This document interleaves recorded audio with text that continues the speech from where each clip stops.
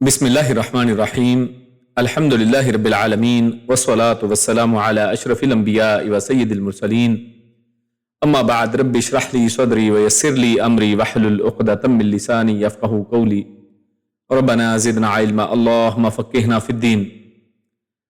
तफ़सीरुल कुरानिल करीम के आज के इस दर्स में हम इंशाअल्लाह सूरतुल अनफ़ाल उसकी आयत नंबर 20 से 28 तक का मुताला करेंगे।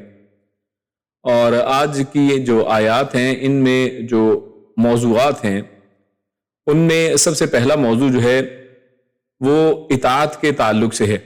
जैसा कि सूरत के आगाज़ ही से अनफाल के मुतालिक कि उनको कैसे तकसीम की जाए, अल्लाह रब्बुल इज़्ज़त ने इताअत का हुक्म दिया तो अब फिर यहाँ पर दोबारा से इताअत की तरफ फोकस किया जा रहा है। तो पहला मजमून है कि कैसी इताअत मकबूल है, कि इताअत किस अंदाज में हो, कैसी हो। तो इसके बाद अल्लाह रब्बुल इज़्ज़त ने बदतरीन मखलूक के बारे में एक मिसाल बयान की है कि सबसे ज्यादा अल्लाह के यहाँ बदतरीन मखलूक कौन सी है, और अल्लाह रब्बुल इज़्ज़त ने फिर उसकी कुछ सिफात बयान की हैं।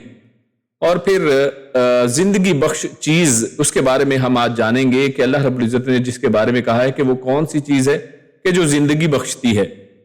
और फिर उसके बाद एक और बड़ा ही जो है खास और अहम मौजू अल्लाह रब्बुल इज़्ज़त ने एक फितने के हवाले से बात की है कि जो सबको अपनी लपेट में ले लेगा, एक आलमगीर फितना है, वो असल में क्या है और उससे कैसे बचा जा सकता है।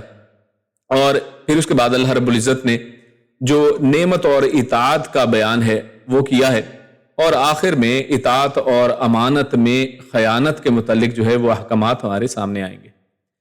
तो सबसे पहले जो हमारे मज़ामीन हैं आयत नंबर 20 से 23 तक वो आपके सामने तिलावत और तर्जुमा पेश करते हैं। अऊज़ु बिल्लाहि मिनश शैतानिर रजीम। या अय्युहल्लज़ीना आमनू अतीउल्लाह व रसूलहू वला तवल्लौ अन्हु व अंतुम तस्मऊन वला तकूनू कल्लज़ीना क़ालू समिअना व हुम ला यस्मऊन इन्न शर्रद दवाब्बि इंदल्लाहि सुम्मुल बुक्मुल्लज़ीना ला यअक़िलून वलौ अलिमल्लाहु फ़ीहिम ख़ैरन लअस्मअहुम वलौ अस्मअहुम लतवल्लौ व हुम मुअरिदून। तो ये हमने आयत नंबर 20 से 23 तक उनका मुताला किया। तो उनमें अल्लाह रब्बुल इज़्ज़त ने क्या फरमाया है। अल्लाह फरमाता है या अय्युहल्लज़ीना आमनू। तो आगाज है या अय्युहल्लज़ीना से, या अय्युहा और आगे अल्लज़ीना है। तो अलिफ लाम वाले जो अस्मा हैं उनके शुरू में जब या लगता है तो खाली या नहीं लगता बल्कि या अय्युहा लगता है। और अगर अलिफ लाम के अलावा कोई इस्म हो, कोई नाउन हो, तो वहां पर या का सीगा इस्तेमाल किया जाता है। तो अल्लाह फरमाता है या अय्युहा यानी ए, या का मतलब भी ए है, या अय्युहा का मतलब भी ए है। ए यानी बुलाया जा रहा है, हर्फे निदा है जिसमें पुकारा जाता है। अल्लज़ीना वो लोग जो आमनू सब ईमान लाए हो, यानी ए ईमान वालो, अतीउ तुम सब इताअत करो, ये जमा का सीगा है, अल्लाह अल्लाह की, व रसूलहू और उसके रसूल की। यानी यहां पर अल्लाह और उसके रसूल की इताअत की तरफ ईमान वालों को वो पुकार कर कहा जा रहा है। और फरमाया वाला तवल्लौ, वा और ला ना, तवल्लौ तुम सब मुंह मोड़ो। यानी वल्लौ का मतलब होता है मुंह मोड़कर दूसरी तरफ रुख कर लेना, यानी तुम अपना रुख दूसरी तरफ ना मोड़ो, तुम सब मुंह ना मोड़ो। अनहु उससे, और यहां पर उससे मुराद क्या है, इताअत, यानी उस इताअत से मुंह ना मोड़ो। व अंतुम और तुम सब तस्माउन सुन रहे हो या सुनोगे, ये मुजारे का सीगा है, सुनते हो या सुन रहे सुनोगे, और तुम सब सुनते भी हो और सुनोगे भी।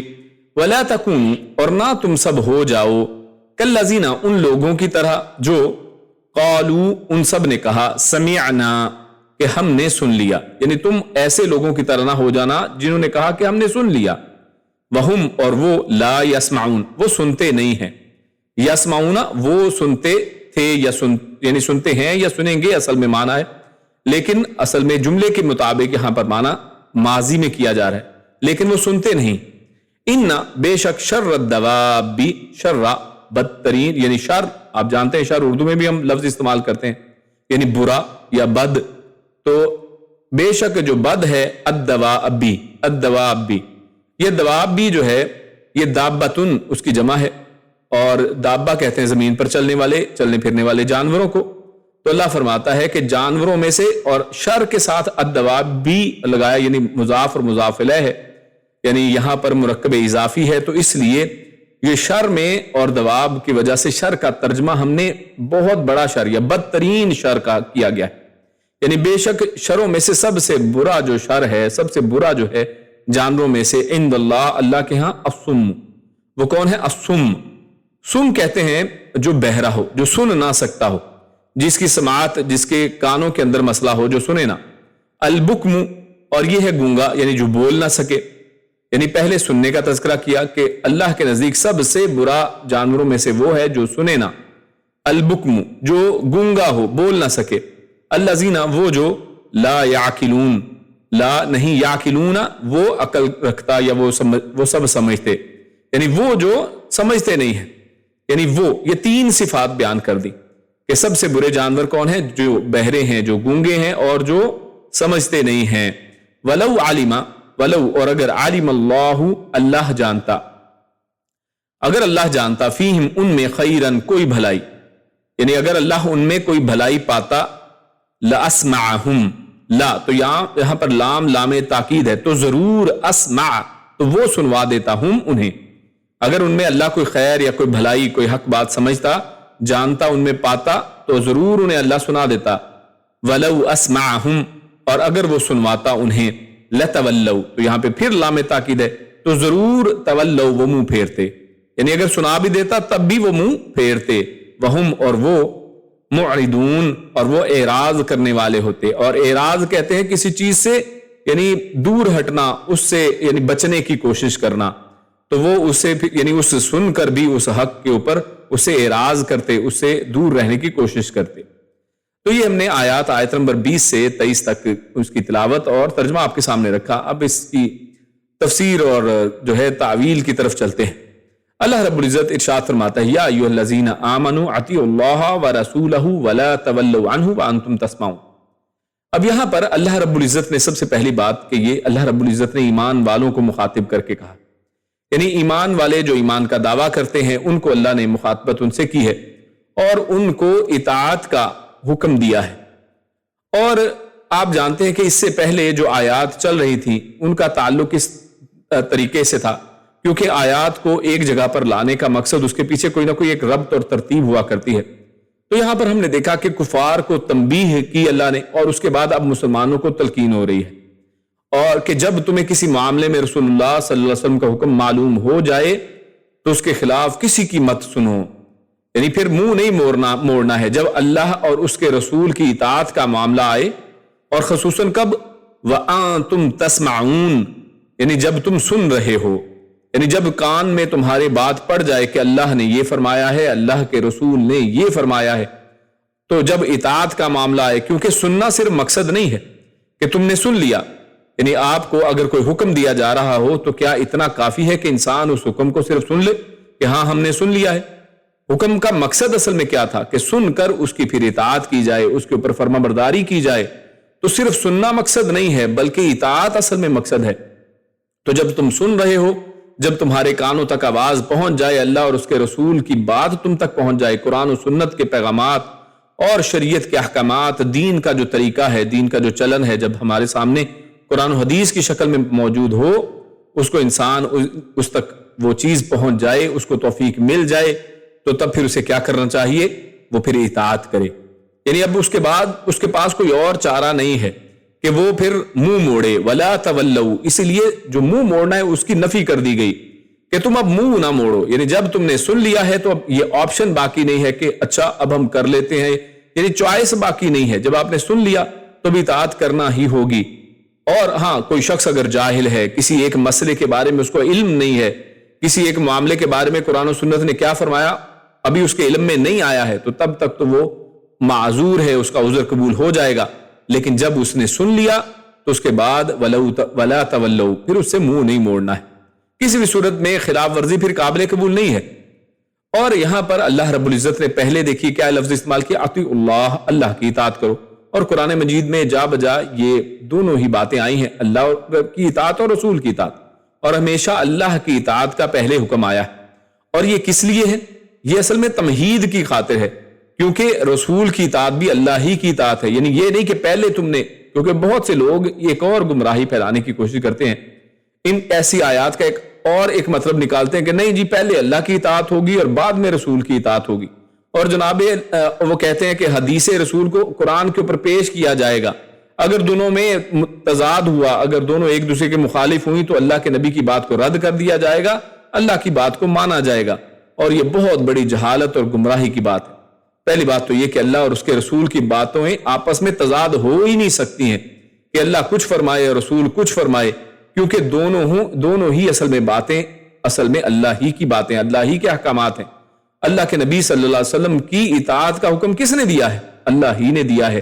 اور اس کا اظہار سورۃ النساء میں بڑے ہی واضح انداز میں اللہ نے اس طرح فرمایا ہے، من یطع الرسول فقد اطاع اللہ، کہ جو رسول کی اطاعت کرے در حقیقت اس نے اللہ ہی کی اطاعت کی. یعنی اگر کوئی شخص رسول کی اطاعت کر رہا ہے تو وہ یہ کہہ سکتا ہے کہ میں اللہ کی اطاعت کر رہا ہوں.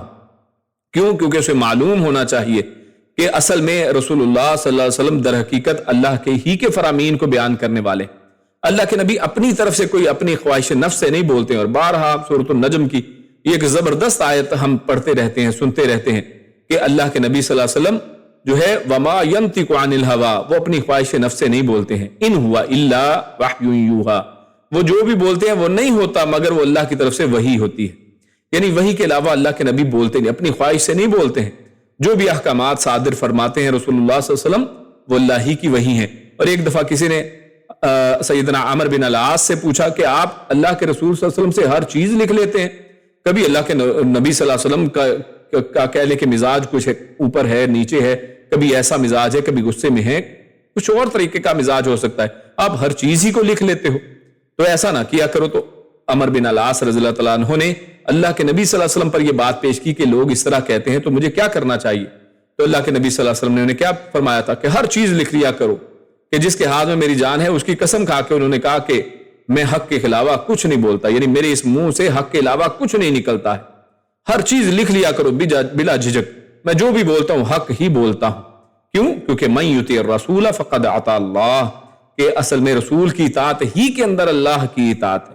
تو یہ بہت بڑا جو ہے نقطہ ہے، اور آج امت کے اندر جو بہت بڑا معاملہ ہے اسی اطاعت رسول اور اطاعت اللہ کے معاملے کی وجہ سے لوگوں نے اپنے کہ یہ مولانا نے یہ فرمایا ہے، یہ جناب فلاں علامہ نے یہ فرمایا ہے، یہ امام صاحب نے یہ فرمایا ہے، وہ اس کے پیچھے تو چلتے ہیں، اللہ اور اس کے رسول کی بات کو موڑ دیتے ہیں، وہاں سے منہ موڑ لیتے ہیں، حالانکہ سن لیتے ہیں وہ یہ بات، ان کے کانوں سے آواز ٹکراتی ہے کہ رسول اللہ صلی اللہ علیہ وسلم نے یہ فرمایا، اللہ کے نبی نے فرمایا کہ جناب تم میں نجات والا کون ہے، ناجی فرقہ کون ہے، جس کے اوپر اللہ اور اس کے رسول ہیں، لیکن اس کے باوجود اللہ اور اس کے رسول اور صحابہ کرام کی جماعت کو چھوڑ کر اپنے بنائے ہوئے من گھڑت طریقوں کے اوپر چلا جاتا ہے، اس کا نام طریقت رکھ لیا جاتا ہے، اسلام کے بالکل مقابل میں ایک نیا دین ایجاد کر لیا جاتا ہے. تو یہ قابل قبول نہیں ہے. یہی اصل میں منہ موڑنا ہے کہ جب تم تک بات پہنچ جائے اس کے باوجود اس سے منہ موڑ لیا جائے. اور ہم نے بات یہ بھی شروع میں دیکھی کہ اس سورت کے شروع میں ابتدا میں کیا ہوا، اموال غنیمت کے متعلق اختلاف ہوا. تو اللہ نے وہاں پر بھی اختلاف کیسے ختم کیا کہ تمہارے آپس کے جو مشورے ہیں، تمہارے دلوں کے اندر جو باتیں ہیں اس کو ایک سائیڈ پہ رکھ دیا جائے، اور کیا ہے جو انفال ہے، جو مال کی تقسیم ہوگی وہ کیا ہے، قُلِ الْأَنْفَالُ لِلَّهِ وَالرَّسُولِ، وہ اللہ اور اس کے رسول کی طرف اس کا معاملہ ہے، وہ جو فیصلہ فرما دیں اس طرح سے اس کو تقسیم کیا جائے گا. تو غور کیجئے سورۃ الانفال کا آغاز اور اس سورت کا نام ہی اصل میں جس موضوع پر اصل میں اس کے پیچھے جو اس کا کرکس جو ہے، یا اس کا کہہ لیں کہ اس کے اندر جو سمرائز کریں اس کو خلاصہ کریں، تو اطاعت اللہ کی اور اس کے رسول کی اطاعت کی طرف بلایا جا رہا. اور بعد میں اللہ رب العزت نے پھر درمیان میں انعامات کا ذکر فرمایا، اور اب پہلے کلام کی طرف پھر واپس سے اس بات کو موڑا ہے کہ اطاعت کی تلقین جو ہے وہ دوبارہ فرما دی ہے. اور اس سورت اور یہ جو آج کا درس چل رہا ہے اس کے اندر بارہا یہ بار بار اطاعت کی طرف دوبارہ بات آئے گی، اور اطاعت کو آج اس سبق کو پکا کر لیا جائے گا. آگے اللہ کیا فرماتا ہے، وَأَنْتُمْ تَسْمَعُونَ. اور یہاں پر بھی مفسرین نے بڑی بات لکھی ہے. وہ کہتے ہیں کہ اس کا مطلب یہ نہیں، کیونکہ اس کا ایک مطلب یہ نکلتا ہے کہ جب تم سن رہے ہو، یعنی وہ کہتے ہیں کہ اس کا مطلب یہ نہیں ہے کہ جب تم سن رہے ہو اس وقت اس سے منہ نہ پھیرو، بلکہ مطلب یہ ہے کہ تم ہر وقت اللہ کے احکام اور قرآن و حدیث کی صورت میں سنتے ہی رہتے ہو. یعنی یہ نہیں کہ جب آپ خود سن رہے ہیں تب یہ بات ہوگی. ہم کہیں کہ ہم نے تو یہ بات سنی نہیں ہے اللہ کے نبی سے، تو بہت سے لوگ یہی کہتے ہیں اللہ کے نبی صلی اللہ علیہ وسلم کی بات کو اسی طرح آج بہت سے نام نہاد نئے مجددین وہ کیا کہتے ہیں کہ نہیں جناب یہ تو حدیثیں لوگوں نے اپنے پاس سے گھڑ لی ہیں، اپنے پاس سے بیان کر لی ہیں. تو ایسی بات نہیں ہے، بلکہ مطلب یہ ہے کہ تم ہر وقت اللہ کے احکام قرآن و حدیث کی صورت میں سنتے ہی رہتے ہو، اور اگر نہ سنا ہو یا علم نہ ہو تو عذر ہو سکتا ہے، مگر حکم سن کر پھر بجا نہ لانا ایمان والوں کو زیب نہیں دیتا ہے. تو اصل میں یہاں پر انتم تسمعون کا یہ معنی ہے کہ جب ایک دفعہ تم نے سن لیا تو اب تمہیں زیب نہیں دیتا کہ تم اب اس دین کو چھوڑ دو، قرآن اور سورت اور رسول اللہ صلی اللہ علیہ وسلم کے فرمان کو تم چھوڑ کر کسی اور راستے کو، کسی اور قول کو، کسی اور امام کی بات کو پھر تم اختیار کرو. یہ تمہارے لیے جائز ہی نہیں، یہ زیب ہی نہیں دیتا انسان کو. آگے اللہ فرماتا ہے اگلی آیت میں وَلَا تَكُونُوا كَالَّذِينَ قَالُوا سَمِعْنَا وَهُمْ لَا يَسْمَعُونَ. اب یہی جو اوپر اطاعت کی بات آئی ہے اس کو مزید اب سمجھایا جا رہا ہے ایک مثال دے کر کہ تم ان جیسے نہ ہو جانا کہ جو یہ کہتے ہیں کہ ہم نے سن لیا لیکن وہ سنتے نہیں تھے. یعنی انہوں نے کہا یہ کہ ہم نے سن لیا ہے تو پھر کیسا سنا ہے؟ تو اس سے مراد مفسر لکھتے ہیں کہ مشرکین، منافقین اور اہل کتاب ہے کہ غور کیجئے قرآن مجید ان پر بھی پیش کیا جاتا تھا. وہ خود بعض اوقات آ کے پوچھتے تھے یا بعض اوقات وہ سن لیتے تھے، یعنی ان تک یہ قرآن مجید کی آیات پہنچ جاتی تھی، لیکن کیا تھا؟ ان کا سننا نہ سننے کے برابر تھا. وہم لا یسمعون، وہ سنتے اصل میں نہیں تھے. تو مفسر لکھتے ہیں کہ اس سے مراد اصل میں تمام مشرک جن تک یہ بات پہنچی، اسی طرح منافقین جو خود رسول اللہ صلی اللہ علیہ وسلم کی محفلوں میں بیٹھتے تھے، اور اہل کتاب ہیں جو سوال لے کر اللہ کے نبی صلی اللہ علیہ وسلم کے پاس آیا کرتے تھے. اور دین کے اوپر آپ جانتے ہیں آج بھی اہل کتاب قرآن و سنت کے اوپر ریسرچ کرتے ہیں، باقاعدہ اس کو پڑھتے ہیں، اس کو سنتے ہیں، لیکن اس کے بعد وہم لا یسمعون، لیکن وہ سنتے نہیں ہیں. یعنی ان کا سننا نہ سننے کے اصل میں برابر ہوتا ہے. کیوں؟ کیونکہ وہ نہ وہ دل سے سنتے ہیں نہ اسے قبول کرتے ہیں. یعنی سننا، جیسے ہم نے بات شروع میں آغاز میں یہ بات کی کہ سننے کا مقصد کیا ہے؟ اطاعت کرنا. تو اگر انہوں نے صرف سنا اور سن کر اطاعت نہیں کی تو ایسا سننا نہ سننے کے برابر ہے. یعنی اس سے یہ بھی پتا چلا کہ آج امت کے اندر کتنے لوگ ہیں جو کہتے ہیں کہ جناب ہم قرآن پڑھتے ہیں، وہ حدیث کو بھی پڑھتے ہیں، ان کے مدرسوں کے اندر قرآن اور حدیث کا درس بھی ہوتا ہے، یہ سارا کچھ پڑھتے ہیں، لیکن اینڈ پہ کہہ دیتے ہیں کہ جناب ہمارے مسلک میں یہ نہیں ہے. یعنی یہ ہے اصل میں وہ سننا کہ دل سے نہیں سنا، دل سے اس قرآن اور سنت کے درس کو نہیں سنا، صرف سننے کے لیے کہ جناب آپ کو بڑا یا تو میلوڈیس لگ رہا ہے یا جناب اس کے اوپر ایمان صرف ایمان کی حد تک ہے کہ ہاں قرآن اور سنت ہے، لیکن اس کے اوپر عمل نہیں ہے، اس کی اطاعت نہیں ہے، اس کے مطابق اپنے دین کو، اپنے عقیدے کو، اپنے جو ہے طریقہ کار کو ڈھالنا نہیں ہے. تو یہ اصل میں نہ سننے کے برابر ہے. کیوں؟ کیونکہ کوئی بھی آیت ہو تو چاہے اس سے مراد ڈائریکٹلی مشرکین، منافقین، اہل کتاب ہیں، لیکن یہ جو ہے جنرلائز بھی آپ ان کو کر سکتے ہیں کہ ہم مسلمان بھی اپنے آپ کو ٹٹولیں، اپنے آپ میں وہ چیز دیکھیں کہ کیا ہم بھی ان مشرکین کی روش تو نہیں اختیار کر رہے ہیں، ان منافقین جیسے ہم تو نہیں ہیں کہ ہم بھی سنی انسنی کرتے ہیں، سن لیتے ہیں اور لا یسمعون اور اس کے اوپر عمل نہیں کرتے ہیں. تو یہاں پر لا یسمعون سے مراد اصل میں نہ سننا، مطلب یعنی نہ عمل کرنا ہے. آگے اللہ فرماتا ہے ان شر الدواب عند اللہ الصم. اللہ رب العزت فرماتا ہے کہ بے شک جو بدترین شخص ہے نا، بدترین جانور وہ ہے اللہ کے ہاں کہ جو کیا ہے، جو بہرا ہے، گونگا ہے، عقل نہیں رکھتا ہے. اب اس حوالے سے ہم دیکھتے ہیں کہ الدواب جو ہے یہ اصل میں تو دابا کو کہتے ہیں، اور دابا زمین پر کوئی بھی چلنے والی چیز ہے، اور عموماً یہ لفظ جو ہے جانوروں کے لیے استعمال ہوتا ہے. عموماً لوگ سمجھتے ہیں کہ شاید صرف یہ زمین پہ چلنے والے جو جانور ہیں، جو کیڑے مکوڑے ہیں، جاندار ہیں، ان کے لیے. اور لیکن یہاں پر دیکھیے کہ انسان کو دواب کے اندر شامل کیا گیا ہے، اور انسان کو دواب میں اس لیے شمار کیا کہ کتب لغہ میں ہر جاندار کو دابا کہہ لیتے ہیں، اور کیونکہ انسان بھی جاندار ہے تو لہٰذا الدواب کے اندر وہ شامل ہے. یعنی گرامیٹیکلی یہ بات بالکل کریکٹ ہے، اور دواب کے اندر انسان بھی شامل ہے کیونکہ انسان بھی جیتا جاگتا ہے، جاندار ہے. اور اس طرح مصباح اللغات ہے، اس میں مصباح میں دابتن زمین کا ہر جاندار، چاہے وہ خواہ ہو اور چاہے سمجھدار ہو، چاہے سمجھ نہ رکھتا ہو، عقل والا ہو، عقل والا نہ ہو، وہ سب اس میں شامل ہیں. یعنی کفار اور منافقین اس سے یہاں پر مراد ہے. کون؟ جو کفر کرنے والے ہیں، جو منافق ہیں، کہ اسلام کا دعویٰ کرنے والے ہیں لیکن اصل میں مسلمان نہیں ہیں، جو کان سے اچھی بات نہ سنیں، جیسے اوپر بات ہوئی لا یسمعون، سننا ان کا کیسا ہے کہ نہ سننے کے برابر ہے. اور کیا ہے؟ اور ان کو مثال دیکھیں اللہ رب العزت نے کن جیسی دے دی ہے کہ جو بہرے ہیں. یعنی غور کیجئے کہ وہ ایسے ہیں کہ جیسے انہوں نے کچھ سنا ہی نہیں، کیونکہ بہرا وہ تو کچھ سنتا ہی نہیں ہے. البکم، بکم کس کو کہتے ہیں؟ کہ جو گونگا ہو، یعنی ایک بات انسان پہلے سنتا ہے، پھر سننے کے بعد اس کو پروسیس اس کی عقل کرتی ہے، اس کے بارے میں غور و فکر کرتی ہے، اس کے اوپر انسان عمل کرتا ہے. یعنی ان کا سننا اس انداز میں ہوتا ہے کہ جیسے نہ سنا ہو، یعنی بہروں کی طرح، کہ جیسے بہرا کچھ سن ہی نہیں سکتا. اس طرح بکم انسان جب سن لیتا ہے نا، تو سننے کے بعد پھر اس کے اوپر بات چیت کرتا ہے، اس بات کو آگے دوسروں تک منتقل کرتا ہے، اس کے بارے میں سوال جواب کرتا ہے تاکہ اس تک حق جو ہے پہنچ جائے، حق اس کے اوپر کھل جائے. لیکن وہ گونگے کی طرح ہے، بولتا بھی نہیں آگے سے. یا پھر دین اس کو سمجھ میں آ جاتا ہے لیکن اس کے اوپر کلمہ حق کو بیان نہیں کرتا ہے. یعنی کتنے لوگ تھے جو جانتے تھے کہ اللہ کے نبی ہیں، ابو جہل تک جو ہے وہ اس کو یہ پتا تھا کہ یہ رسول اللہ ہی ہیں، یہ اللہ ہی کی طرف بھیجے گئے ہیں، کیونکہ رد اس کا نہیں کر سکتے تھے، ہر چیز واضح، حق واضح تھا.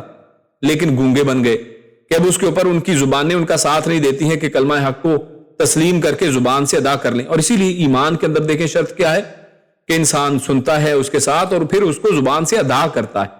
زبان سے ادائیگی ضروری ہے، لازم ہے. یعنی صرف دل کا ایمان قابل قبول نہیں ہے بلکہ زبان سے اس کا اظہار بھی جو ہے وہ ضروری ہے. تو جو سب سے بدترین جو جانور ہے وہ ہے کہ جو ایک تو سن نہیں سکتا، پھر سن لے تو پھر گونگا ہے، یعنی سنتا نہیں ہے، دوسرا یعنی بول بھی نہیں سکتا ہے. اور تیسرا کیا ہے؟ لا یعقلون، اس کے اندر عقل ہی نہیں ہے کہ وہ عقل سے کام لے. تو یہ بات ہے کہ انسان اچھی بات نہ سنے، زبان سے اچھی بات نہ نکالے اور اللہ کی دی ہوئی عقل سے کام نہ لے، تو وہ اللہ کے نزدیک جو ہے چاہے وہ انسان ہی کیوں نہ ہو جس کو عقل مند مخلوق سمجھا جاتا ہے لیکن وہ عقل مند ہونے کے باوجود وہ جانوروں سے بھی بدتر ہے. یعنی جانوروں کی جتنی بھی کیٹیگریز ہیں، جتنے بھی جاندار ہیں، اب غور کرو ان میں کیسے کیسے ہیں کہ جو زمین کے نیچے رہتے ہیں، جن کو غلیظ جانور بھی سمجھا جاتا ہے، جس میں سور بھی شامل ہے. تو اللہ کیا کہہ رہے؟ بدترین یہ ہے.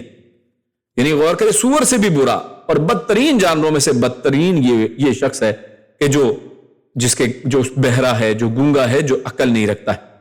کیونکہ جانور وہ تو اپنی فطری تقاضوں کے مطابق زندگی بسر کرتے ہیں، لیکن جانوروں کو اللہ نے ایک مقصد دیا. جیسے ہنی بی ہے، شہد کی مکھی ہے، اس کو ایک مقصد دیا کہ تم نے یہ عمل کرنا ہے، پھولوں سے رس چوسو، اپنا یہ عمل کرو. اسی طرح وہ تسبیحات کرتے ہیں یہ جانور، تو ان کو جو مقصد اللہ نے جس مقصد کے لیے پیدا کیا وہ اپنا مقصد پورا کر رہے ہیں. لیکن یہ لوگ جو انسان ہیں، ان لوگوں کو عبادت کے لیے اللہ رب العزت نے پیدا کیا. وَمَا خَلَقْتُ الْجِنَّ وَالْإِنسَ إِلَّا لِيَعْبُدُونَ، کہ انسان اور جن کو اللہ نے عبادت کے علاوہ اور کسی مقصد کے لیے پیدا نہیں کیا.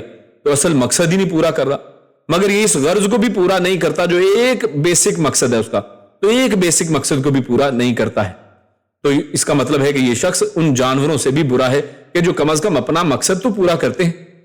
اور یہاں پر ایک اور اہم بات مفسر لکھتے ہیں کہ یہاں پہلے بہرے ہونے کا ذکر کیا، سب سے پہلے بہرے ہونے کا ذکر ہے، پھر گونگے ہونے کا، کیونکہ حق سن کر ہی اس کی تائید اور تبلیغ زبان سے ہوتی ہے. پھر آخر میں بے عقل ہونے کا اللہ نے ذکر کیا ہے، کیونکہ بعض بہرے اور گونگے، یہ بڑا بہترین پوائنٹ ہے کہ بعض جو ہیں وہ بہرے بھی ہوتے ہیں اور گونگے بھی ہوتے ہیں لیکن عقل سے حق کو سمجھ لیتے ہیں. یعنی ان کی عقل میں یہ بات آ جاتی ہے، حالانکہ سنا نہیں کبھی، حالانکہ بول نہیں سکتے ہیں، لیکن اللہ ان تک حق کو پہنچا دیتا ہے، سمجھ جاتے ہیں، باتوں کو دیکھ کر ہی پہچان جاتے ہیں اور اسے قبول کر لیتے ہیں. مگر یہ ایسے لوگ جو حق کو سن بھی لیں، دیکھ بھی لیں، اس کے باوجود عقل سے کام نہ لیں، اسے قبول نہ کریں، تو یہ لوگ اصل میں یہ تینوں چیزوں سے خالی ہیں. یعنی ان میں یہ ہونا نہ ہونے کے برابر ہے، جیسے پہلے بیان ہوا کہ وہ ان کا سننا کیسا ہے، جیسے وہ نہیں سنتے. آگے اللہ رب العزت آیت نمبر 23 میں کیا ارشاد فرماتا ہے؟ وَلَوْ عَلِمَ اللَّهُ فِيهِمْ خَيْرًا لَأَسْمَعَهُمْ، کہ اللہ رب العزت اگر جانتا ان میں کسی طرح کی کوئی خیر، خیرن یہ نکرہ ہے، اور نکرہ ہو تو کسی طرح کی خیر، یعنی کوئی بھی خیر، یہ اس میں مراد ہے. یعنی اگر ان میں اللہ تھوڑی بھی خیر پاتا تو لَأَسْمَعَهُمْ، تو ان کو سنوا دیتا. یعنی اگر ان کے دل میں خیر کی طلب ہوتی، یعنی مطلب یہ ہے کہ اللہ رب العزت دل میں کیا دیکھتا ہے، اللہ رب العزت کیا جانتا ہے، ان کے بارے میں اللہ رب العزت نے جان لیا، کیونکہ اللہ رب العزت دلوں کے حال جانتا ہے، اللہ رب العزت مستقبل کو جانتا ہے. جب اللہ نے دیکھ لیا کہ ان کے اندر خیر کی طلب ہی نہیں ہے، کیونکہ جب تک انسان طلب نہیں کرتا نا اس وقت تک وہ چیز اس کو نہیں ملتی ہے. اور ایک بڑی اہم بات میں بتاتا ہوں، وہ یہ ہے کہ ہم ایک لفظ استعمال کرتے ہیں جسے کہتے ہیں کہ ہمیں توفیق نہیں ہوئی، یا فلاں شخص کو توفیق نہیں ہوئی. یہ توفیق اصل میں کیا ہے؟ تو عربی ہی میں لفظ ہے، اردو میں بھی لفظ استعمال ہوتا ہے، جس کا مطلب ہے موافقت ہونا. یعنی کوئی چیز اس کے موافق ہو جائے، دو بندے ایک چیز پر متفق ہو جائیں تو اس کو کہتے ہیں موافقت ہو گئی. تو انسان پہلے ایک چیز کا مطالبہ کرے، اپنے دل کے اندر اس کی خواہش ظاہر کرے، اور اللہ اس سے موافق ہو جائے کہ جا تو نے جو خواہش ظاہر کی میں اس کو قبول کرنے میں تیری مدد کرتا ہوں. یعنی تو نے حق کی طرف آنا چاہا، اللہ اس کے لیے راستے آسان کر دیتا ہے. تو نے برائی کے راستے کو اختیار کرنا چاہا، اللہ رب العزت اس کے لیے وہ چیز اس کی توفیق پھر دے دیتے ہیں کہ جا پھر کرتا رہے. تو یہی ہے، اللہ رب العزت نے جب جان لیا کہ ان کے دل میں خیر کی کوئی طلب ہی نہیں ہے، تو اللہ رب العزت نے پھر کیا، اللہ اسی کے بارے میں یہاں پر ارشاد فرما رہا ہے کہ ان کے دل میں خیر کی طلب ہوتی تو اللہ تعالیٰ ان کے لیے سننے کو نافع بنا دیتا. خیر لاسمعہم، تو اللہ رب العزت جو ہے ان کو سنوا دیتا. انہیں اگر سننے سے ان کو کوئی فائدہ ہونا ہوتا اللہ انہیں سنوا دیتا. اور اگر اللہ آگے فرماتا ہے ولو اسمعہم، اور اگر وہ سنواتا انہیں، یعنی اگر وہ سن ہی لیں. اب یہاں پر یہ جو دوبارہ لاسمعہم آیا ہے، لو کے بعد لو اسمعہم، یعنی اگر وہ سنواتا، تو یہاں پر سنوانے سے مراد جو ہے کانوں کے ساتھ سنوانا ہے، کیونکہ دل کے اندر تو ان کی لالچ ہے ہی نہیں، ان کو خواہش ہے ہی نہیں حق کو جاننے کی. تو یعنی کہہ لیں کہ ان کے دل میں کوئی طلب ہی نہیں ہے کہ وہ حق کو جاننا چاہیں. تو اس لیے اللہ فرماتا ہے کہ اگر اللہ انہیں سنوا بھی دے، یعنی ایسا شخص جو سننا نہ چاہے، مثال کے طور پہ ہوتا ہے نا بعض اوقات مجبوراً کوئی لوگ سنتے ہیں، تو اگر مجبوراً کسی کو بندہ سنوائے تو کیا اس کے اوپر کوئی اثر ہوتا ہے؟ نہیں ہوتا، یعنی کیونکہ وہ شخص دل میں اس کی طلب ہی نہیں ہے. تو یہ ہے مراد یہاں پر وَلَوْ أَسْمَعَهُمْ لَتَوَلَّوْا وَهُمْ مُعْرِضُونَ، یعنی اس سے مراد وہ سنانا ہے جو دل سے ہو اور فائدہ مند ہو. یعنی جو پہلا تھا لا اسمعہم، اور لو اسمعہم سے مراد محض کانوں سے سنوانا ہے. یعنی اگر انہیں اسی حال میں کہ ان کے اندر کوئی بھلائی نہیں ہے اگر سنواتا تو یقیناً وہ منہ پھیر کر چل دیتے. یعنی ان کا سننا نہ سننے کے برابر ہوتا، وہ سنتے اور ایک کان سے سن کر ایک طرف سے دوسری طرف سے نکال دیتے اور منہ پھیرتے اور اعراض کر کے نکل جاتے. یعنی ان کے اوپر کوئی اثر نہ ہوتا، کیونکہ پیچھے طلب کی کمی ہے. تو لہٰذا اس سے کیا پتہ چلا کہ انسان جو ہے اس کو طلب کرنی چاہیے اپنے اندر سے. یعنی توفیق کے لیے اللہ کا انتظار نہیں کرنا ہے اللہ مجھے توفیق دے، نہیں، آپ کے اندر ایک طلب پیدا ہو، آپ اس طلب کے دیے کو جلائیں، اس دیے کو، اس چھوٹی سی روشنی کو بڑھانا، اس کو سورج جیسی روشنی دینا وہ اللہ کا کام ہے. لیکن آپ دیا تو جلائیں، طلب تو کریں، دعا تو کریں کہ اللہ مجھے حق میرے سامنے واضح کر دے. آپ کے اندر یہ دل سے تمنا ہونی چاہیے، صرف زبان سے نہیں، دل سے تمنا کریں. اور اسی لیے کہتے ہیں کہ در حقیقت یہ بڑا اہم پوائنٹ ہے کہ مسلسل گناہوں کے ارتکاب سے انسان میں وہ استعداد ختم ہو جاتی ہے. یعنی انسان جب بار بار گناہ کرتا رہتا ہے نا، یعنی گناہوں کی دلدل میں پھنسا رہتا ہے، تو اس کے اندر سے وہ قوت، طاقت، وہ استعداد ہی باقی نہیں رہتی، وہ ختم ہو جاتی ہے. اور جو ایمان اور راہ ہدایت کی پیروی کے لیے بیج کی حیثیت رکھتی ہے، پھر جب بیج ہی نہ ہو تو پھل کی امید کیا ہو سکتی ہے؟ یعنی اس کے دل میں بیج ہی نہیں ہے، بیج کو پانی ملتا ہے نا پھر وہ بڑھتا ہے نا، تو بیج ہی نہیں ہے اس کے اندر. اسی لیے دوسری آیت میں اللہ رب العزت فرماتا ہے قرآن مجید میں سورۃ المطففین میں کلا بل ران علی قلوبہم ما کانوا یکسبون، کہ خبردار رہو کہ ان کے برے اعمال ان کے دلوں پر زنگ بن کر چھا گئے. یعنی جب انسان برے اعمال کرتا چلا جاتا ہے تو اس کا اصل میں اس کے اوپر بد اثر یہ ہوتا ہے کہ وہ اصل میں حق کی توفیق سے محروم ہو جاتا ہے. اس کے اندر وہ قوت، طاقت ہی باقی نہیں رہتی، اس کے اندر خواہش ہی پیدا نہیں ہوتی ہے، اس کے اندر سے وہ استعداد ہی ختم ہو جاتی ہے. اور اس کے حوالے سے آپ جانتے ہیں کہ بعض اوقات انسان جو ہے وہ حدیثوں کے اندر آتا ہے کہ انسان گناہ کرتا رہتا ہے تاکہ اس کے دل کے اوپر کالے سیاہ دھبے لگتے چلے جاتے ہیں، اس کا دل پورا سیاہ ہو جاتا ہے. یا اسی طرح حدیث میں آتا ہے کہ انسان جھوٹ بولتا رہتا ہے حتیٰ کہ اللہ رب العزت اس کو جھوٹا لکھ لیتے ہیں. یعنی اتنا جھوٹ بولتا ہے کہ اس کو جھوٹا لکھ لیا جاتا ہے. تو یہ حالت اللہ رب العزت ہمیں اس حالت سے بچائے. اللہ رب العزت ہر وقت ہمارے دل کے اندر جو حق کو حاصل کرنے کی طلب، اس کی امید، اس کے لیے جو ہے خواہش، اس کو اجاگر رکھے. اس کے بعد آگے چلتے ہیں. اللہ رب العزت آیت نمبر 24-25 کے اندر کیا ارشاد فرماتا ہے؟ اللہ نے فرمایا یا ایھا الذین آمنوا استجیبوا للہ وللرسول اذا دعاکم لما یحییکم واعلموا ان اللہ یحول بین المرء وقلبہ وانہ الیہ تحشرون واتقوا فتنة لا تصيبن الذين ظلموا منكم خاصة واعلموا ان اللہ شدید العقاب. یا ایھا الذین آمنوا، یا ایھا، یہ وہی بات پہلے جو ہم ذکر کر چکے ہیں، اے لوگو، آمنو جو ایمان لائے ہو، استجیبو میں شروع میں سین تا ہے جو طلب کے معنی میں ہوتا ہے، لیکن یہاں پر وہ مراد اصل میں نہیں ہے، اس کی تفسیر میں ہم آگے چلیں گے. استجیبو، جیب جواب جو اردو میں ہم لفظ جیسے بولتے ہیں، تو یہ اصل میں معنی ہے، یعنی تم مانو، جواب دو سے مراد یعنی مانو، تم سب مانو، للہ اللہ کی، وللرسول اور رسول کی، تم اللہ اور اس کے رسول کی بات کو مانو، کب؟ اذا دعاکم، جب وہ تم کو پکاریں، جب وہ دعوت دیں، تو جب بھی اللہ اور اس کے رسول کی طرف سے دعوت ملے، یعنی قرآن و سنت کے اوپر عمل کرنے کی دعوت، تو کیا کرنا ہے؟ استجیبو، تو تم اس کو مانو، لما یحییکم، کس لیے؟ اس چیز کی جو، یعنی اس چیز کی دعوت، یحییکم، جو تمہیں حیات بخشنے والی ہو، یحیی میں حیات ہے، حیات اردو میں بھی ہم لفظ استعمال کرتے ہیں زندگی کو، یعنی جو تمہیں زندگی دینے والی ہو، جو زندگی بخشنے والی ہو تمہیں۔ وَعْلَمُوا، اور تم سب جان لو، ان اللہ، کہ بے شک اللہ، یحولو، حولو یہ حائل ہونا ہوتا ہے نا، دو چیزوں کے درمیان میں کوئی چیز آ جائے اسے کہتے ہیں حائل ہونا، تو اللہ حائل ہوتا ہے بینا، درمیان میں، المرئی، بندے کے، وقلبہ، اور اس کے دل کے، وَأَنَّهُ، اور بے شک وہ، الیہ، اسی کی طرف، تحشرون، سب اکٹھے کیے جائیں گے، یعنی اسی کی طرف تم سب اکٹھے کیے جاؤ گے۔ وَاتَّقُوا، اور تم سب ڈرو، فِتْنَةً، اس ایک فتنے سے، لا تصیبن، لا نہیں،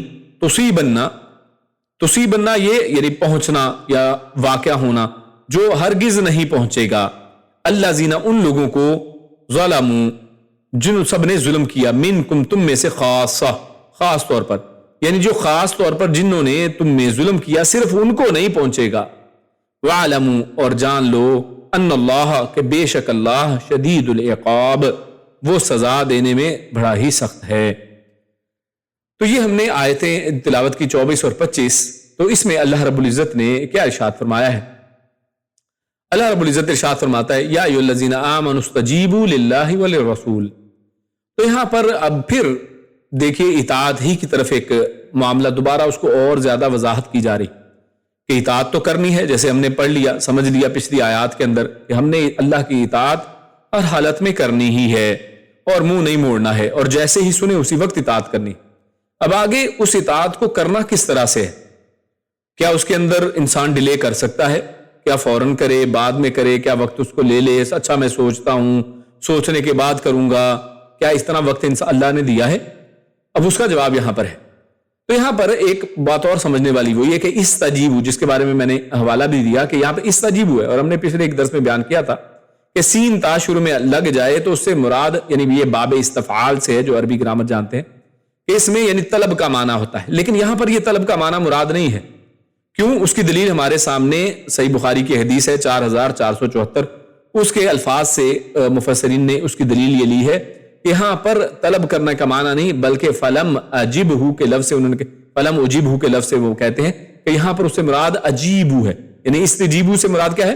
اجیبو، یعنی قبول کرو، بات مانو، یعنی ماننے کو طلب کرنے کی بات نہیں ہو رہی بلکہ بات ماننے کی بات ہو رہی ہے، یعنی جب بھی اے ایمان والو اللہ اور اس کے رسول تمہیں بلائیں تو کیا کرو؟ بات مانو۔ اچھا، لہٰذا سین اور تا یہ پھر کس لیے ہے؟ تو اس کے حوالے سے مفسر لکھتے ہیں کہ یہ بعض اوقات کیا ہوتا ہے کہ عربی میں یہ بھی ایک قاعدہ ہے کہ جب کسی عربی کے لفظ کے اندر حروف کا اضافہ ہو، زیادتی ہو، تو معنی کے اندر بھی اضافہ اور زیادتی ہو جاتی ہے۔ یعنی یہاں پر اس کا ایک اور مقصد ہے، یعنی اللہ اس کے اور اس کے رسول کی پکار پر کیا ہے؟ یعنی عجیبو کے اندر زیادتی ہے معنی کے اندر، یعنی بڑی خوشی سے لبیک کہو، خوشی سے اس کو مانو، اور یعنی تم پر یا پھر اس کو ماننا لازم ہو گیا ہے، یعنی اس کو لازمی طور پر اپنے لیے لازم سمجھتے ہوئے مانو، یعنی یہ نہیں کہ اچھا سنت ہی ہے نا کوئی بات نہیں چھوڑ لیتے ہیں۔ ہم میں سے کتنے ہی لوگ سنتوں کو یہ کہہ کے چھوڑتے ہیں کہ نہیں، اور یہ بات معروف ہے کہ ہم لوگ سنتوں کو یعنی سنتیں کہہ کے چھوڑ دیتے ہیں، جبکہ صحابہ کرام کی جماعت ایسی جو جماعت تھی کہ جو سنت کو سنت ہونے ہی کی وجہ سے پکی اس کے اوپر لازم پکڑتی تھی کہ یہ سنت ہے، اچھا اس کو لازمی پکڑنا ہے۔ اور آج ہم کیا کرتے ہیں؟ اچھا سنت ہے نا، اوکے، اس کو اس کا مطلب چھوڑا جا سکتا ہے۔ یعنی دیکھیے ہمارا یعنی کہہ لیں پولز اپارٹ، ہمارا یعنی ایسٹ اور ویسٹ والا ان کے ساتھ تعلق ہے۔ صحابہ کرام سنت کو کس طرح عمل کرتے اور ہم سنت کو کیسی غیر اہمیت دیتے ہیں۔ تو یہاں پر یہ یعنی جب بات ماننی ہے تو کیسے؟ اس کو لازمی ماننا ہے، خوشی سے ماننا ہے، دل کے ساتھ ماننا ہے۔ اور دوسرا بڑا اہم نقطہ، اذا دعاکم، یعنی اذا کا مطلب ہے جب، یعنی جس وقت وہ کہیں اسی وقت ماننا ہے۔ یہ نہیں کہ اس کے اندر ڈیلے کر لیں، یہ نہیں کہ اچھا میں سوچتا ہوں، اچھا اس کے بارے میں فیصلہ کرتا ہوں، اچھا ابھی تو مجھے فلاں کام ہے، اس کے بعد دیکھوں گا، پھر سوچیں گے اور پھر پوچھیں گے فلاں علماء سے، پھر کریں گے۔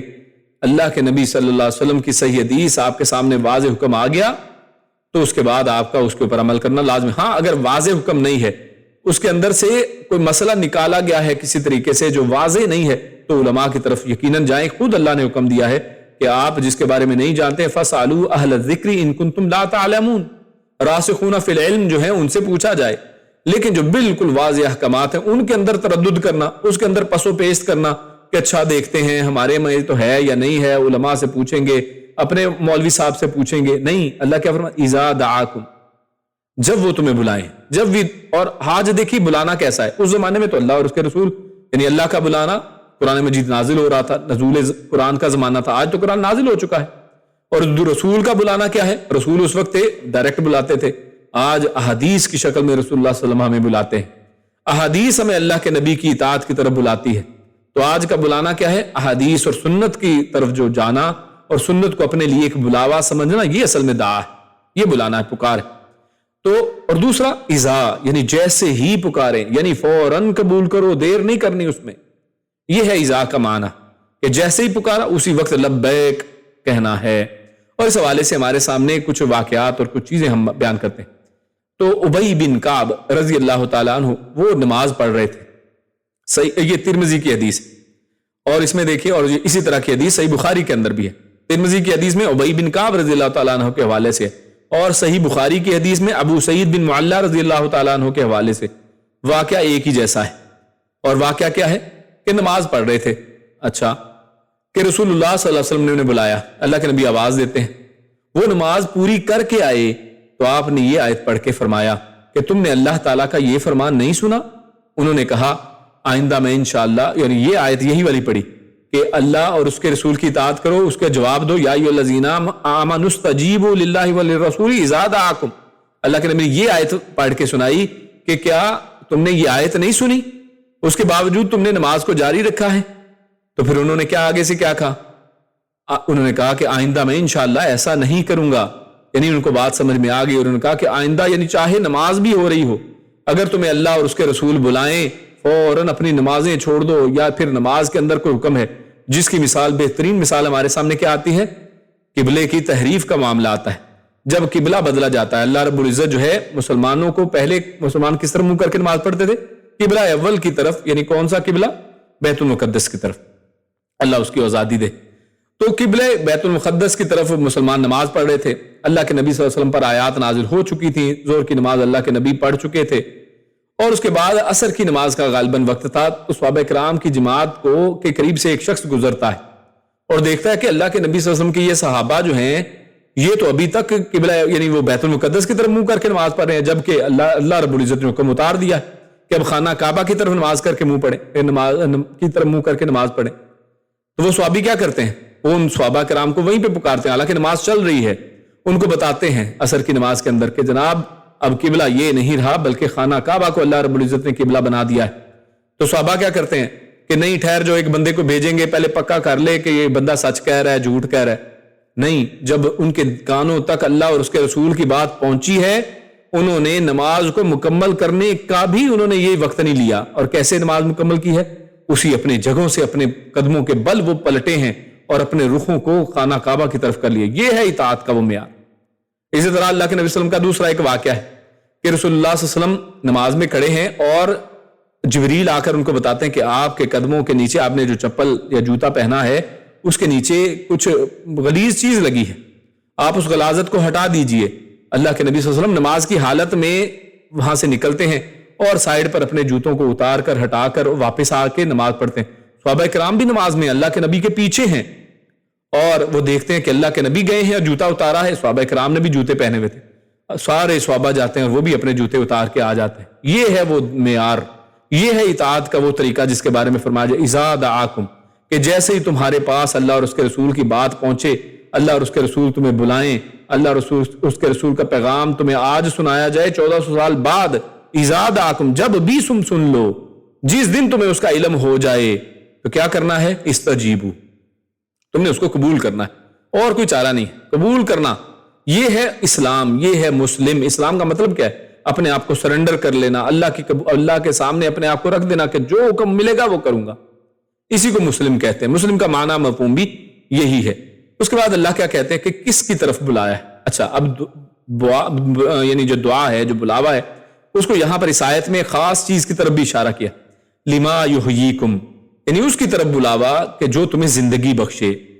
یعنی جب اللہ اور اس کے رسول تمہیں ایسی چیز کی طرف بلائیں جو تمہیں زندگی بخشنے والی، تو اب یہ زندگی بخشنے والی چیز کیا ہے؟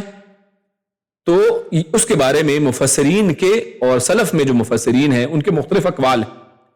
اکثر نے اس سے مراد کیا لیا ہے؟ جہاد، یعنی لما یحییکم میں زندگی بخشنے والی چیز کیا ہے؟ جہاد ہے۔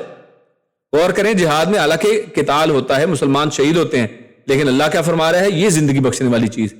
تو اکثر نے یہ مراد لیا ہے، اور بعض نے اس سے مراد شریعت کو بھی لیا ہے، شریعت کے احکام جتنے بھی ہیں وہ مراد۔ بعض نے اس سے مراد قرآن مجید کو لیا ہے کہ قرآن اس سے مراد ہے، قرآن اور اس کے اندر جتنے بھی احکامات، اور بعض نے یعنی عمومی طور پہ شریعت کی طرف پوری کی طرف کیا۔ لیکن کچھ بھی کہہ لیں، شریعت میں کے اندر سے ہی جہاد ہے، تو اور اکثر کا قول یہی جہاد ہی کی طرف ہے۔ اور اس حوالے سے ہم یہ بھی جانتے ہیں کہ جہاد جو ہے وہ دنیا اور آخرت میں زندگی کا سب سے بڑا ذریعہ ہے۔ دنیا کے اندر اگر انسان زندگی چاہتا ہے کہ حیات جاودانی اس کو ملے، اور دنیا کے اندر بھی لوگ جو ہے وہ زندگی کو اچھے طریقے سے جو گزار سکیں، تو جہاد اس کے لیے ایک بڑی چیز ہے۔ کیونکہ جب جہاد کے ذریعے سے اللہ کے دین کو نافذ کیا جاتا ہے تو پھر اصل میں وہ زندہ اور کامران معاشرہ وہ تشکیل پاتا ہے کہ جس کے اندر زندگی ہے، مردہ معاشرہ نہیں ہے کہ جس کے سامنے ہیومینٹی کو قتل کیا جا رہا ہے اور ان کے کانوں پہ جوں نہیں رینگتی ہے۔ تو یہ جہاد کے ذریعے سے، جہاد کے اندر زندگی ہے۔ یعنی غور کیجیے نا، آج اسی لیے بہت یعنی لوگ یہ کہنے پر مجبور ہو گئے کہ پوری دنیا جو ہے اس وقت غلامی کے اندر ہے، اور زندہ کون ہے؟ اس غلامی سے نجات میں کون ہے؟ جو لوگ آج یہاں پر غزہ کے اندر لڑ رہے ہیں، یہ اصل میں غلامی سے آزاد ہے، باقی سب غلام ہیں۔ یہ ہے لما یحییکم، یہ آزادی دیتا ہے، یہ زندگی دیتا ہے، یہ جہاد۔ اور خصوصاً اس لیے کہ شروع صورت سے بھی یعنی یہ معنی جہاد ہی مراد کیوں لیا جائے، یہ زیادہ بہتر کیوں ہے، اکثر نے اس کی رائے کیوں لی ہے؟ کیونکہ آپ دیکھیں کہ قرآن اس صورت کے شروع صورت سے یہی بات چل رہی ہے، جہاد کا تعلق چل رہا ہے، واقع بدر کے تعلق سے باتیں چل رہی ہیں۔ اور اسی طرح سورہ آل عمران میں اللہ نے کیا فرمایا؟ وَلَا تَحْسَبَنَّ الَّذِينَ قُتِلُوا فِي سَبِيلِ اللَّهِ أَمْوَاتًا بَلْ أَحْيَاءٌ عِندَ رَبِّهِمْ يُرْزَقُونَ، کہ جو اللہ کے راستے میں جو ہے قتل کر دیے جائیں تو ان کو تم مردہ نہ کہو۔ غور کیجیے، وہاں پہ اس آیت میں لٹرلی اس کو کہہ دیا گیا ہے کہ یہی اصل میں زندگی بخشنے والی چیز ہے۔ ایسے بندوں کو جو اللہ کے راستے میں شہید ہو جائیں، تمہیں لگ رہا ہے کہ وہ شہید ہو گئے، مر گئے، لیکن اللہ فرما رہا ہے کہ ان کو یہ گمان نہ کرو کہ وہ مردے ہیں، بل احیاء، وہ اصل میں زندے، عند ربہم یرزقون، وہ اپنے رب کے ہاں رزق پا رہے ہیں۔ اور یہ مختلف اور انداز میں بھی اسی آیت کو مختلف قرآن مجید کی جگہوں پہ بیان کیا گیا ہے۔ اسی طرح ابن عمر رضی اللہ تعالی عنہما وہ فرماتے ہیں کہ میں نے رسول اللہ صلی اللہ علیہ وسلم سے سنا، آپ فرما رہے تھے کہ جب تم عینہ، یعنی ہیلے سے، یہ سود کی ایک قسم ہے کہ ہیلا کرتے ہیں اور سود کو اپنے لیے حلال سمجھتے ہیں، تو یہ عینہ اس کو کہا جاتا تھا۔ اللہ کے نبی فرماتے ہیں کہ جب تم عینہ کے ساتھ بیع کرو، یعنی اس سود کے طریقے سے بیعت کرو گے، یعنی سود کو تم اپنے لیے حلال کر لو گے، اس کو ہیلے بنا کے اس کو حلال کر لو گے، اور بیلوں کی، یعنی یہ میں نے مفہوم بیان کیا ہے، اور بیلوں کی دمیں پکڑ لو گے، یعنی مطلب کیا کہ آپ کھیتی باڑی میں یعنی اپنی دنیا کمانے میں، اپنی معاشی حالات درست کرنے میں لگ جاؤ گے، اور کاشتکاری پر خوش ہو جاؤ گے، یعنی پھر جب دنیا میں آپ کو جو منافع اس کاشتکاری سے ملے گا اس پہ آپ بڑے راضی ہیں کہ جناب یہ بڑا سکسیسفل بندہ ہے۔ آج دیکھیں نا سکسیس کا معیار ہی کیا ہے کہ فلانا ملینئر ہو گیا، فلانا بلینئر بن گیا ہے، فلاں بندہ جناب اس کے سارے بچے باہر کے ملکوں میں پڑھتے ہیں، فلاں جناب اس کو یہ نوکری مل گئی، وہ ہو گئی، یہ زندگی ہے نا۔ تو یہی وہی بات ہو رہی ہے کہ تم کاشتکاری پر خوش ہو جاؤ گے، اور آگے کیا فرمایا؟ اور جہاد کو چھوڑ دو گے تو اللہ تم پر ایسی بڑی ذلت مسلط کرے گا جسے دور نہیں کرے گا، یعنی ایسی ذلت آئے گی کہ وہ پھر دور نہیں ہوگی۔ کب تک؟ حتیٰ کہ تم اپنے دین کی طرف لوٹ آؤ، یعنی جہاد کی طرف لوٹ آؤ۔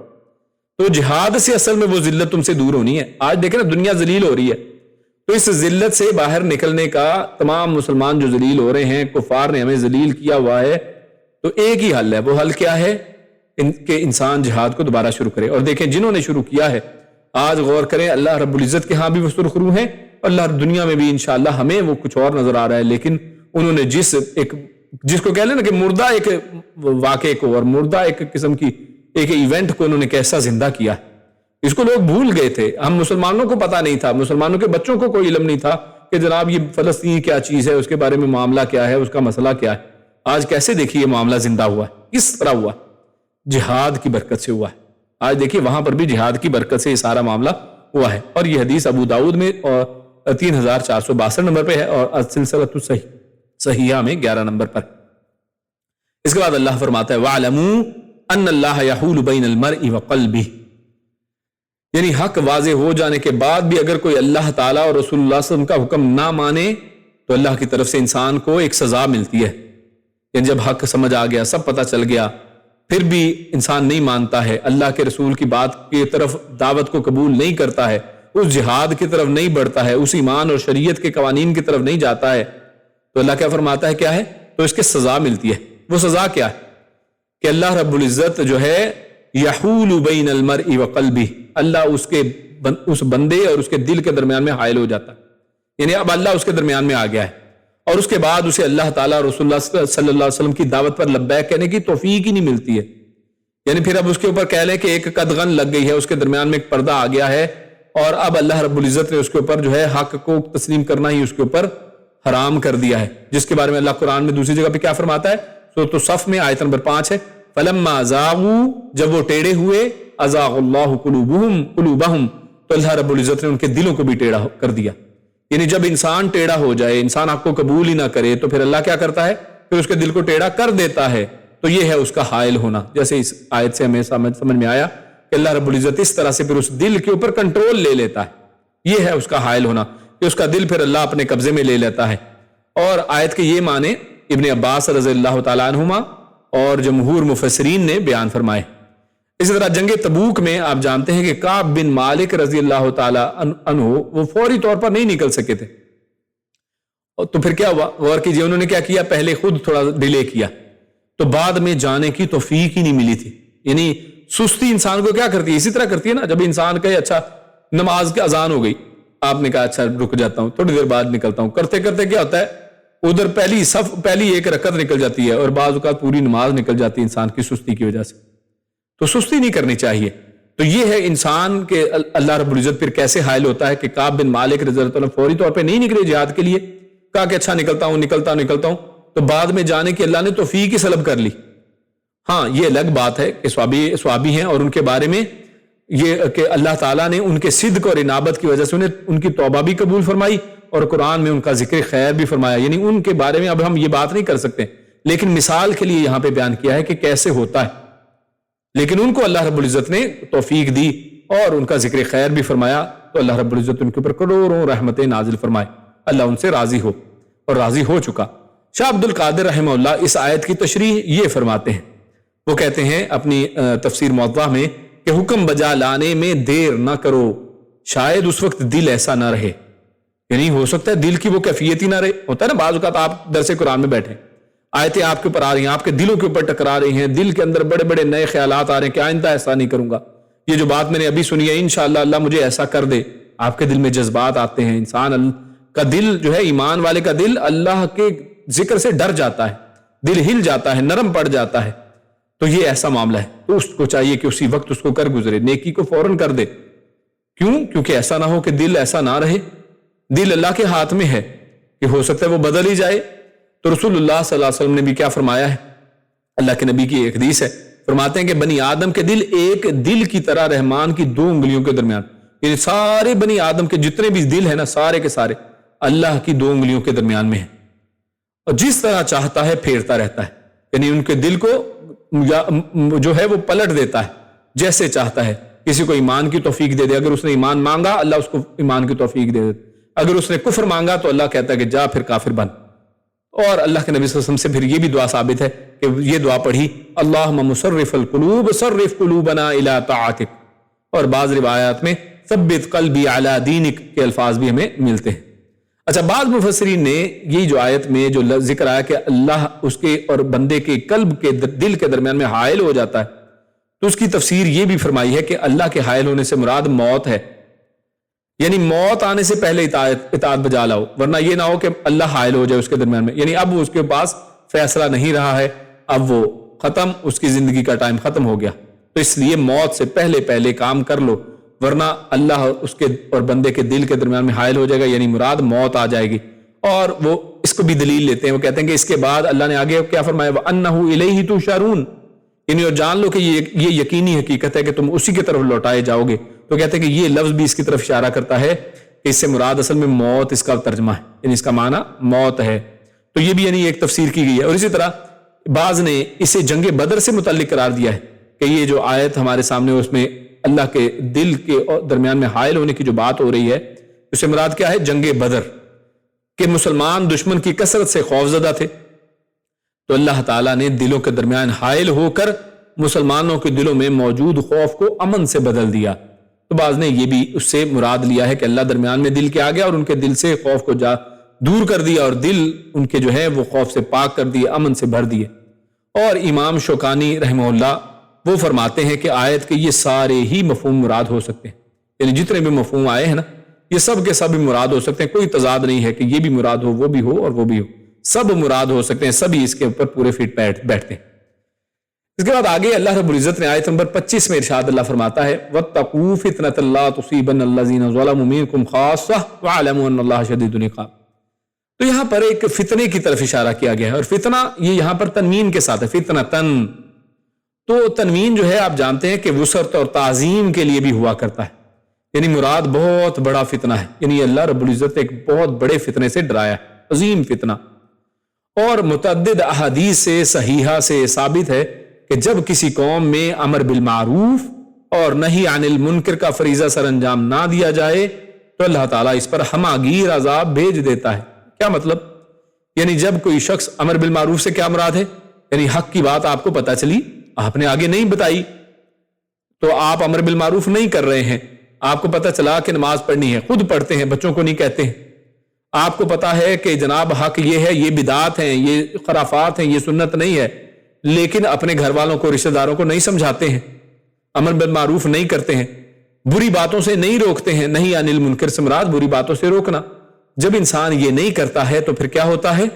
تو پھر ایک عظیم فتنہ اس پر آ جاتا ہے، اور جیسا کہ ابن کثیر رحمہ اللہ نے یہ معنی ترجمہ اس کا بیان کیا ہے، اور اس حوالے سے مسند احمد کی حدیث جو ہے، اور جس کو شعیب الارناؤوط رحمہ اللہ نے حفظہ اللہ نے حسن کہا ہے، وہ کہتے ہیں کہ رسول اللہ صلی اللہ علیہ وسلم نے ارشاد فرمایا کہ اس ذات کی قسم جس کے ہاتھ میں میری جان ہے کہ تم ضرور نیکی کا حکم دو گے اور برائی سے منع کرو گے، یا پھر اللہ تعالیٰ تم پر اپنا عذاب بھیج دے گا، پھر تم اس سے دعا کرو گے مگر وہ دعا قبول نہیں کرے گا۔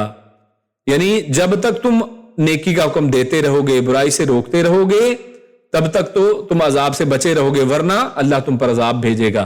اور وہ عذاب کیسا ہے کہ انسان دعائیں کرے لیکن اس کی دعائیں قبول نہ ہو۔ کیا یہ عذاب آج ہمارے اوپر ہے کہ نہیں؟ ذرا غور کریں نا، کتنے مسلمان ہیں دنیا میں، 1/3 یا کہہ لیں کہ بہت زیادہ مسلمانوں کی تعداد ہے اس وقت دنیا میں، اربوں کے اعتبار سے مسلمان ہیں، اور سارے دعائیں کرتے ہیں، یا اللہ غزہ کو بچا لے، یا اللہ فلسطین پہ رحم کر دے، یا اللہ اسرائیل تباہ کر دے۔ اچھا کیا ہو رہا ہے؟ دعائیں قبول ہو رہی ہیں؟ نہیں۔ کیوں؟ غور کریں کہ ہم نے یہ عمل چھوڑ دیا ہے، امر بالمعروف کہ جو کرتا ہے کرتے رہنے دو جی، وہ سنتے ہی نہیں ہے جی، ہم نہیں کہتے، لوگ اب خود ہی سمجھ جائیں گے، ان کو نظر نہیں آتا۔ یعنی ہم لوگوں نے حق کی بات کرنا چھوڑ دی، ہم لوگ برائیوں سے لوگوں کو روکتے نہیں ہیں اور ڈرتے رہتے ہیں۔ اور اس حوالے سے دیکھیں تو اصحاب سبت کا واقعہ آپ کے سامنے ہے کہ جب انہوں نے ہیلا بہانہ کیا، اللہ کی اطاعت نہیں کی، اور جو لوگ ان میں نیک تھے لیکن انہوں نے ان کو نہیں سمجھایا، تو پھر کیا ہوا تھا؟ سب کو اللہ رب العزت نے سور اور بندر بنا دیا تھا، یعنی پھر سارے اس کے اندر شامل ہو جاتے ہیں۔ یعنی یہ ہے کہ لا تصیبن الذین ظلموا منکم خاصہ، جو صرف ظلم کرنے والوں پہ نہیں ہوگا وہ فتنہ، وہ سب اس کی لپیٹ میں آئیں گے۔ یعنی جب کوئی ایسا معاملہ ہو جاتا ہے، جب لوگ امر بالمعروف نہیں عن المنکر نہیں کرتے ہیں، تو پھر صرف ان لوگوں کے اوپر جو ہے عذاب نہیں آتا کہ جو لوگ برائی کے کام کرتے ہیں، بلکہ پھر عذاب سب کے اوپر آتا ہے۔ یعنی اس عذاب کا کوڑا جو ہے وہ سب پہ پھر برستا ہے، یعنی اس کے عذاب کے اندر سب لوگ شامل پھر ہو جاتے ہیں، سب اس کے لپیٹ میں آ جاتے ہیں۔ اور تو یہاں پر مطلب یہ ہے کہ حکم کی بجاوری میں کاہلی کرنے سے ایک تو دل ہٹتا ہے، ٹھیک ہے، اور کیا ہے، دم بدم مشکل میں پڑتا ہے، دوسرے نیک لوگوں کے عمل میں سستی اختیار کرنے سے گناہگار بالکل ہی عمل چھوڑ دیں گے، یعنی اگر آپ نیکی کا حکم نہیں دیں گے، خود نیکی کے اوپر عمل نہیں کریں گے، برائی سے روکیں گے نہیں، خود نہیں رکیں گے، تو کیا ہوگا؟ ہماری سستی سے، نیک لوگوں کی سستی سے، یا جو شخص نیکی کا کام کرتا ہے اگر وہ بھی کام کرنا چھوڑ دے تو اس کی سستی سے گناہگاروں کو تو اب پھر کھلی ڈھیل مل گئی، تو پھر کیا ہوگا؟ تو رسم بد پھیلے گی، اس کا وبال پھر سب کے اوپر پڑے گا۔ اور صحیح بخاری شریف میں ہے کہ حضرت نعمان بن بشیر رضی اللہ تعالیٰ عنہ سے روایت ہے، وہ نبی کریم صلی اللہ علیہ وسلم سے بیان کرتے ہیں کہ آپ نے فرمایا کہ اس شخص کی مثال جو اللہ کی حدود پر قائم ہو اور جو ان میں مبتلا ہو گیا ہو، ان لوگوں کی سی ہے جنہوں نے ایک کشتی کے بذریعے قرہ تقسیم کر لیا، یعنی مثال اللہ کے نبی نے بیان کی، ایک کشتی قرہ اندازی انہوں نے کر لی کہ بعض لوگوں کے حصے میں اوپر والا طبقہ آیا جبکہ کچھ لوگوں نے نچلا حصہ لے لیا۔ کشتی میں سمجھے 2 فلور ہیں، کچھ کو اوپر کی فلور مل گئی، کچھ کو نیچے کی۔ اب نچلے حصے والوں کو جب پانی کی ضرورت ہوتی تو وہ اوپر والوں کے پاس سے گزرتے، اور انہوں نے خیال کیا کہ اگر ہم اپنے نچلے حصے ہی میں سوراخ کر لیں تو اچھا ہوگا، کہ ہمیں بار بار اوپر جانا پڑتا ہے، تو ہم کشتی کو نیچے ہی سوراخ کر لیتے، پانی نکال لیں گے، تو اس طریقے سے ہم اوپر والوں کے لیے اذیت کا باعث ہی نہیں ہوں گے۔ تو اندری حالات اگر اوپر والے نیچے والوں کو ان کے ارادے کے مطابق چھوڑ دیں تو سب ہلاک ہو جائیں گے، اور اگر وہ ان کا ہاتھ پکڑ لیں تو وہ بھی بچ جائیں گے اور دوسرے بھی محفوظ رہیں گے۔ یعنی وہ ایسی صورت میں اگر یہ کہیں کہ نہیں ٹھیک ہے وہ نیچے اپنے والے حصے کو خراب کر رہے ہیں، ہمارا تھوڑا کر رہے ہیں، یا آپ اب ایک فلیٹ میں رہتے ہیں، 3 منزلہ عمارت ہے، نیچے والے فلیٹ کو کوئی بندہ توڑ دے، تباہ کر دے، تو کیا اوپر والا قائم رہے گا؟ نہیں، ہمیں روکنا پڑے گا اوپر والوں کے، بھائی آپ کی وجہ سے سب کو نقصان ہوگا، تو ان کو روکنا لازم ہے، ورنہ سب ہی جو ہیں وہ اس آفت کا شکار ہوں گے، ورنہ کوئی بھی محفوظ نہیں رہے گا۔ اس کے بعد آگے چلتے ہیں، آیت نمبر 26 سے 28 آخری جو آیات ہیں اس میں اللہ فرماتا ہے وَاذْكُرُوا إِذْ أَنْتُمْ قَلِيلٌ مُسْتَضْعَفُونَ فِي الْأَرْضِ تَخَافُونَ أَنْ يَتَخَطَّفَكُمُ النَّاسُ فَآوَاكُمْ وَأَيَّدَكُمْ بِنَصْرِهِ وَرَزَقَكُمْ مِنَ الطَّيِّبَاتِ لَعَلَّكُمْ تَشْكُرُونَ يَا أَيُّهَا الَّذِينَ آمَنُوا لَا تَخُونُوا اللَّهَ وَالرَّسُولَ وَتَخُونُوا أَمَانَاتِكُمْ وَأَنْتُمْ تَعْلَمُونَ وَاعْلَمُوا أَنَّمَا أَمْوَالُكُمْ وَأَوْلَادُكُمْ فِتْنَةٌ وَأَنَّ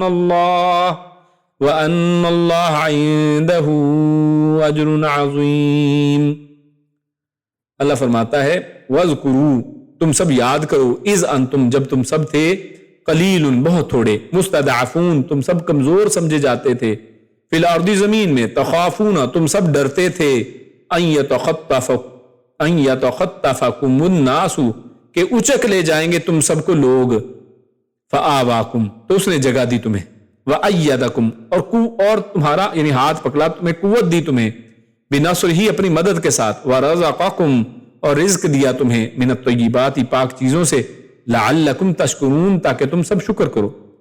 یا ایھا الذین آمنوا، اے لوگو جو ایمان لائے ہو، پھر ایک حکم آ رہا ہے، لا تخونوا اللہ، تم نہ خیانت کرو اللہ کی، والرسول، اور رسول کی، وتخونوا، اور نہ تم سب خیانت کرو، اماناتکم، اپنی امانتوں میں۔ اچھا یہاں پر دیکھیں وتخونوا لکھا ہوا ہے، اور تم خیانت کرو، لیکن نہ ہم نے کیوں ایڈ کیا؟ کیونکہ وہ جو پیچھے آیا نا لا تخونوا، وہ لا آگے بھی چل رہا ہے، یعنی اس لا کا تعلق اللہ اور اس کے رسول کی خیانت کے ساتھ بھی ہے، اور وَتَخُونُوا أَمَانَاتِكُمْ، اس کے ساتھ بھی لا کا تعلق، یعنی لا وہ دونوں کے لیے، وَتَخُونُوا أَمَانَاتِكُمْ، اور نہ تم سب خیانت کرو اپنی امانتوں میں، وَأَنْتُمْ تَعْلَمُونَ، اور تم سب جانتے ہو، یعنی حالانکہ اس حال میں کہ تم سب جانتے ہو، وَعْلَمُوا، اور تم سب جان لو، انما، کہ اس کے سوا نہیں، یعنی حقیقتاً، یقیناً، اموالکم، تم سب کے مال، وَأَوْلَادُكُمْ، اور تم سب کی اولادیں، فتنتن، یہ ایک آزمائش ہیں، وَأَنَّ اللَّهَ، اور بے شک اللہ، عِندَهُ، اسی کے پاس ہے، اجر عظیم، سب سے بڑا اجر۔ تو اس آیت میں اللہ رب العزت نے شروع میں ارشاد فرمایا وَاذْكُرُوا إِذْ أَنْتُمْ قَلِيلٌ، اور فرمایا مستضعفون فی الارض تخافون ان یتخطفکم الناس فآواکم وأیدکم بنصرہ۔ اللہ رب العزت نے اس آیت میں دیکھیے تو مختلف انعامات کا تذکرہ فرمایا کہ اللہ نے جو مسلمانوں کے اوپر کیے ہیں، تو ان کو تذکرہ کر کے، ان کو بیان کر کے مسلمانوں کو احساس دلایا جا رہا ہے کہ اصل میں اطاعت کا جو پیچھے حکم چل رہا ہے وہ تمہیں کیوں کرنا ہے، کہ اللہ کی نعمتیں ہیں تم پر، یہ وہ رب ہے کہ جس نے کیا کیا ہے، تمہیں جو ہے زمین کے اندر جو ہے ٹھکانہ دیا ہے، جب تم کیا تھے، قلیلاً، تو قلیل، تم بہت تھوڑے سے تھے، تعداد تمہاری تھوڑی تھی، مکہ والے بہت زیادہ تھے، تمہیں ہر وقت خوف رہتا تھا، مستضعفون، تم کمزور کر دیے گئے تھے، کمزور سمجھے جاتے تھے. یعنی غور کیجیے، شروع میں مسلمان بھی خصوصاً کمزور لوگ ہی تھے، غریب لوگ زیادہ تر مسلمان تھے، کمزور لوگ تھے، اور مکہ کے جو بڑے بڑے سردار اور ان کے ساتھی جو تھے وہ جناب وہ مسلمان نہیں تھے. تو بڑا انہوں نے قید بھی کیا مسلمانوں کو، ان کے اپنے رشتہ داروں کو قید کر دیا، طرح طرح کی ان کے اوپر جو ہے وہ اذیتیں ان کو کی. ان کو اپنے گھروں میں امن نہیں تھا. امن و سکون اور راحت اور آرام جو ہے اللہ رب العزت نے پھر اس صورت میں ان کو دی. اور جب ان کو ڈر رہتا تھا کہ کب ہمیں آ کے کوئی پکڑ لے گا اور ہمیں قید کر دے گا اور اذیت دے گا. اور آپ جانتے ہیں کہ کیسے آل عمار کو لوگوں نے سزائیں دی ہیں. جو سب سے پہلی جو مسلمان شہیدہ خاتون کو 2 ٹکڑے کر دیا گیا ہے، ان کے خاندان والوں کو مارا گیا. تو اللہ نے کیا کیا؟ فآواکم، تمہیں اللہ نے پھر وہاں پر جگہ دی. وأیدکم، اللہ نے تمہیں مدد دی، قوت دی، بنصرہ، اپنی مدد کے ساتھ. پھر اللہ نے ورزقکم من الطیبات لعلکم تشکرون، اور پھر اللہ نے تمہیں جو ہے پاکیزہ رزق دیا ہے تاکہ تم شکر کرو. اور پاکیزہ رزق اس سے مراد کیا ہے؟ یعنی تمام جو پاکیزہ نعمتیں ہیں اس کے ساتھ ساتھ غنیمت کا مال، کیونکہ جو انفال صورت کے اندر چل رہی ہے بات، تو انفال کی شکل میں، غنیمت کے مال کی شکل میں اللہ نے آپ کے اوپر یہ حلال کر دیا جو پہلی امتوں پہ حلال نہیں تھا. تو یہ بھی ایک بہت بڑا ایک پاکیزہ رزق ہے، اس کے اوپر تمہیں شکر بنتا ہے. اللہ نے تمہاری مدد کی ہے. یہ 313 جو ہیں ان کو 1000 کے اوپر اللہ نے فوقیت اور ان کے اوپر جو ہے فتح نصیب فرمائی ہے. تو اللہ نے یہ ایک نعمتوں کا تذکرہ درمیان میں فرمایا. اور دوبارہ بات کیا کی ہے؟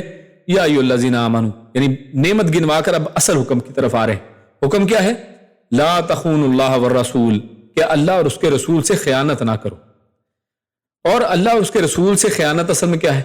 تو امانتوں میں خیانت کا دائرہ تو ہے، وہ تو بہت وسیع ہے. وہ کیا ہے؟ اس سے وہ تمام ذمہ داریاں اور عہد معاہدے مراد ہیں جو اللہ تعالیٰ یا بندوں سے انسان کرتا ہے. اماناتکم میں بندوں کے ساتھ جو ہے عہد معاہدے ہیں، ان کے اندر خیانت سے منع کیا. اور تخون اللہ والرسول میں اللہ اور اس کے رسول کے جو حق ہیں اور اس کے ساتھ جو عہد معاہدہ ہم نے کیا ہے. اللہ کے ساتھ کیا عہد کیا ہے؟ کہ ہم ایک اللہ کی عبادت کریں گے، اس کے علاوہ کسی کی عبادت نہیں کریں گے، اس کے ساتھ کسی کو شریک نہیں ٹھہرائیں گے. اور اس کے اندر خیانت کیا ہے؟ کہ انسان اللہ کے علاوہ کسی کو شریک ٹھہرا لے، اللہ کو چھوڑ کر غیروں کو مشکل کشا حاجت روا سمجھنا شروع کر دے، ان کے سامنے ہاتھ بلند کرے، ان کے ساتھ گڑ گڑائے اور ان کے سامنے جو ہے ترلے منتیں کرے، ان کے سامنے سجدے کرے، ان کے اوپر نظر و نیاز دے. تو یہ اللہ کے ساتھ جو وعدہ کیا ہے اس کے ساتھ خیانت ہے. انسان ہر نماز میں اللہ کے ساتھ وعدہ کرتا ہے کہ نہیں؟ کیا کرتا ہے؟ ایاک نعبد و ایاک نستعین، اے اللہ میں تیری ہی عبادت کرتا ہوں، تجھ ہی سے مدد چاہتا ہوں. اب یہ وعدہ کیا، اللہ سے بات کی، اللہ میں تیرے سے مدد چاہتا ہوں. اور ادھر نماز ختم ہوئی، ہاتھ اٹھائے اور جناب غوث پاک کا صدقہ، فلانے کا صدقہ، فلانے کے وسیلہ، فلانے کا واسطہ، اور جناب لسٹ ایک ان لمیٹڈ لسٹ ہے. تو یہ اللہ کے ساتھ خیانت ہے. اور والرسول، رسول کے ساتھ بھی خیانت اسی انداز میں کہ رسول اللہ صلی اللہ علیہ وسلم کے خیانت کے ساتھ معاہدہ کیا ہے؟ کہ ہم ان کی اتباع کریں گے، ان کی اطاعت کریں گے، اللہ کے نبی کے رسول کے جو احکامات ہیں ان کو بجا لائیں گے. اور جیسے پچھلی آیتوں کے اندر اس کو بڑی تفصیل سے بات کی کہ اذا دعاکم، جیسے ہی پکاریں گے اسی ٹائم اس بات کو سنیں گے، اس کے اندر منہ ادھر نہیں موڑیں گے اور ان کی مخالفت نہیں کریں گے. یہ سارے اللہ کے نبی کے ساتھ ہمارے معاہدے ہیں اور ان کے اندر خیانت انسان مختلف انداز سے کرتا ہے. اور اس میں صلح، جنگ، نکاح وغیرہ بھی تمام شریعت کے اندر جو احکامات ہیں یہ معاہدے ہیں ہمارے. اسی طرح ایک دوسرے کے ساتھ ذاتی راز، فوجی راز، یہ سب بھی مانتے ہیں. اور اس حوالے سے جو فوجی راز ہے، کیونکہ یہاں پر جنگ کی بھی بات چل رہی ہے، جنگ بدر کا معاملہ چل رہا ہے، انفال کی بات چل رہی ہے، تو یہ بھی حدیث کے اندر آتا ہے. اسے بخاری مسلم کے اندر حدیث ہے. حاطب بن ابی بلتع، یہ ایک صحابی ہیں رضی اللہ تعالیٰ عنہ، انہوں نے فتح مکہ سے پہلے ایک عورت کو خط دے کر مکہ بھیج دیا جس میں اہل مکہ کو رسول اللہ صلی اللہ علیہ وسلم کے حملے کے ارادے سے آگاہ کر دیا کہ بھی حملہ ہونے والا ہے، کہ اس کے باعث اللہ تعالیٰ اور مقصد کیا تھا پیچھے؟ کہ اللہ تعالیٰ اس کے اہل و اولاد اور مال و دولت کو محفوظ رکھے گا. یعنی یہ مختصر نہیں اس حدیث کا میں خلاصہ بیان کر رہا ہوں. تو آپ صلی اللہ علیہ وسلم نے کیا فرمایا؟ یعنی حالانکہ اس کا یعنی اس نے کیا کیا ہے؟ ایک خیانت کی ہے. خیانت کیا ہے؟ کہ ایک راز کو، جو جنگی راز ہے کہ آپ حملہ کرنے والے ہیں، پہلے ہی آگاہ کر دیا ہے، لیکن پیچھے اس کے دل میں کیا ہے کہ اس کے باعث اللہ تعالیٰ اس کے اہل و عیال اور اہل و اولاد اور مال و دولت کو محفوظ رکھے گا. کہ وہاں پہ اس کے اہل و عیال رہتے تھے، اس کا مال و دولت وہاں پہ تھا، تو اس نے کہا چلو وہ بچ جائے گا. اس کی وجہ سے وہ لحاظ کریں گے جو کفار ہیں مسلمانوں کے اوپر، اور مسلمانوں کے اوپر ظلم و ستم نہیں کریں گے. تو آپ صلی اللہ علیہ وسلم نے فرمایا کہ اس نے سچ سچ کہہ دیا ہے. یعنی ورنہ حضرت عمر کھڑے ہوئے تھے کہ میں اس کی گردن جو ہے جدا کر دیتا ہوں تلوار کے ساتھ، کہ اس نے خیانت کی ہے، اس نے اسلامی ایک راز کو کافر اور دشمن کے اوپر اجاگر کیا ہے، لیکن اللہ کے نبی نے کیا فرمایا ہے؟ یعنی اصل تو وہی ہے، اصل کیا ہے کہ رازوں کو نہ کیا جائے، لیکن نیت کو اللہ کے نبی نے دیکھا کہ اس نے سچ سچ کہہ دیا ہے، اس لیے تم بھی اس کے متعلق کلمہ خیر ہی کو، حضرت ابو عمر کو اللہ کے نبی نے سمجھایا کہ آپ بھی اس کے متعلق کلمہ خیر ہی کہیں۔ اور دوسرا یہ کہ وہ اہل بدر سے ہیں، اہل بدر سے ہیں، وہ بدری صحابی ہیں، اور اللہ تعالیٰ نے ان کے دل میں جھانکا اور فرمایا کہ آئندہ تم جو چاہو کرو، تمہارے لیے جنت ثابت ہو چکی ہے، یعنی اللہ نے ان کے دل کا جائزہ لے لیا ہے، تو اس لیے اللہ کی طرف سے ان کو یہ چیز سہولت مل گئی، یہ معاملہ ہو گیا۔ لیکن اصل کیا ہے کہ انسان یعنی یہ خیانت نہ کرے، اور خیانتوں میں سے خیانت یہ ہے کہ جنگی معاملات کو، رازوں کو دوسروں تک پہنچایا جائے۔ اور آج کیا ہے، ہمارے میڈیا والے جناب کہیں گے بریکنگ نیوز، سب سے پہلے آپ کو ہم بتائیں گے کہ جناب پاکستانی حکومت نے یہ فیصلہ کیا ہے، ایرانی حکومت نے یہ فیصلہ کیا ہے کہ فلاں فلاں اسرائیل کے ٹھکانوں کو ٹارگٹ کیا جائے گا۔ اچھا، آپ کے راز پھر کدھر ہیں؟ یعنی ایسا رول آج پلے کیا جاتا ہے کہ مسلمانوں کے رازوں کو دوسروں تک پہنچایا جاتا ہے، کوئی راز رہنے دیا، بلکہ اپنے جاسوس ہر جگہ پر رکھے جاتے ہیں کہ جناب خبریں ڈھونڈ کے لائیں، ہمیں بتائیں، ایکسکلوسیو نیوز چلنی چاہیے۔ خیر، اللہ رب العزت ہمیں ہدایت دے۔ اور اسی طرح انس رضی اللہ تعالیٰ فرماتے ہیں کہ رسول اللہ صلی اللہ علیہ وسلم نے ہمیں کم ہی کوئی خطبہ دیا مگر اس میں فرمایا، جو دوسرا حصہ ہے کیا، وَتَخُونُوا أَمَانَاتِكُمْ وَأَنْتُمْ تَعْلَمُونَ، اس کے حوالے سے کہ لا ایمان لمن لا امانۃ لہ ولا دین لمن لا عہد لہ، کہ اللہ کے نبی فرماتے ہیں ہر خطبے میں، زیادہ تر خطبوں میں یہ کہتے تھے کیا، کہ اس شخص کا کوئی ایمان نہیں جس کی کوئی امانت نہیں، یعنی جو امانت دار نہیں ہے نا، اس کا کوئی ایمان ہی نہیں ہے، اور اس شخص کا کوئی دین نہیں جس کا کوئی عہد نہیں ہے، جو عہد نہیں پورا کرتا تو وہ کیسا دیندار بندہ ہے۔ اور عبداللہ بن عمرو اور ابو ہریرہ رضی اللہ تعالیٰ عنہ ان سے مروی ہے کہ منافق کی علامات میں سے ایک علامت کیا ہے کہ وہ امانت میں خیانت کرتا ہے۔ وَإِذَا تُؤْمِنَ خَانَ، کہ جب بھی اس کے پاس امانت رکھوائی جائے وہ خیانت کرے۔ آپ کے پاس بات رکھائی جاتی ہے کہ جناب کسی کو نہیں بتانا، آپ کہتے ہیں لو جی، اس کا مطلب ہے سب کو بتانا ہے، اب سب کو پتا چلے گا اور آخر میں گھومتی ہوئی بات اس تک پہنچ جائے گی، یہ ہمارا حال۔ تو اللہ رب العزت ہمیں اس سے معاف فرمائے، رحم فرمائے۔ آخری آیت ہے، اللہ فرماتے ہیں وَاعْلَمُوا أَنَّمَا أَمْوَالُكُمْ وَأَوْلَادُكُمْ فِتْنَةٌ۔ اب پچھلی آیت میں دیکھا، پچھلی آیت کے تفسیر کے اندر ہم نے حاتب بن ابی بلتع، انہوں نے کیا کیا، اپنی اولاد اور مال کے لیے انہوں نے آگے یہ خبر پہنچا دی ہے، اور اللہ رب العزت پھر آگے کیا فرماتے ہیں وَاعْلَمُوا أَنَّمَا أَمْوَالُكُمْ وَأَوْلَادُكُمْ فِتْنَةٌ، کہ تم جان لو کہ تمہارا مال اور تمہاری اولاد جو ہے وہ فتنہ ہے، تمہارے لیے ایک آزمائش ہے، وَأَنَّ اللَّهَ عِندَهُ أَجْرٌ عَظِيمٌ، اور جبکہ تمہیں اس فتنے سے بچنا کیسے ہے، بچنے کا طریقہ بھی بتا دیا ہے کہ تمہیں ہمیشہ کیا کرنا ہے، کہ تمہیں پتا ہونا چاہیے کہ اللہ کے پاس اجر عظیم ہے، لہٰذا میں نے اس فتنے سے بچنا ہے۔ ان کی محبت کے اندر جو ہے وہ کیا کہتے ہیں کہ یعنی ان کی ناجائز محبت کے سامنے جو ہے گھٹنے نہیں ٹیکنے ہیں، اور حرام کو حلال نہیں کرنا ہے کہ جناب میری اولاد کو جناب مجھے پڑھانا ہے، اس کے لیے مجھے اتنے پیسے چاہیے، تو حرام سے پیسے نہیں کماؤں گا تو کیسے ہوگا، رشوت لے رہا ہے، لوٹ کھسوٹ کر رہا ہے، اور کوئی حرام حلال کو وہ اپنے اس میں نہیں لے رہا ہے، تو اس نے اموال جو ہے، اپنے مال جو اکٹھے کیے ہیں، اس نے اولاد کے لیے جو اس کی خواہشیں، ان کی جو ہے لگژریز کے لیے، اس کے لیے جو کچھ وہ اونچ نیچ کرتا ہے، سب کچھ اس کے اندر شامل ہے۔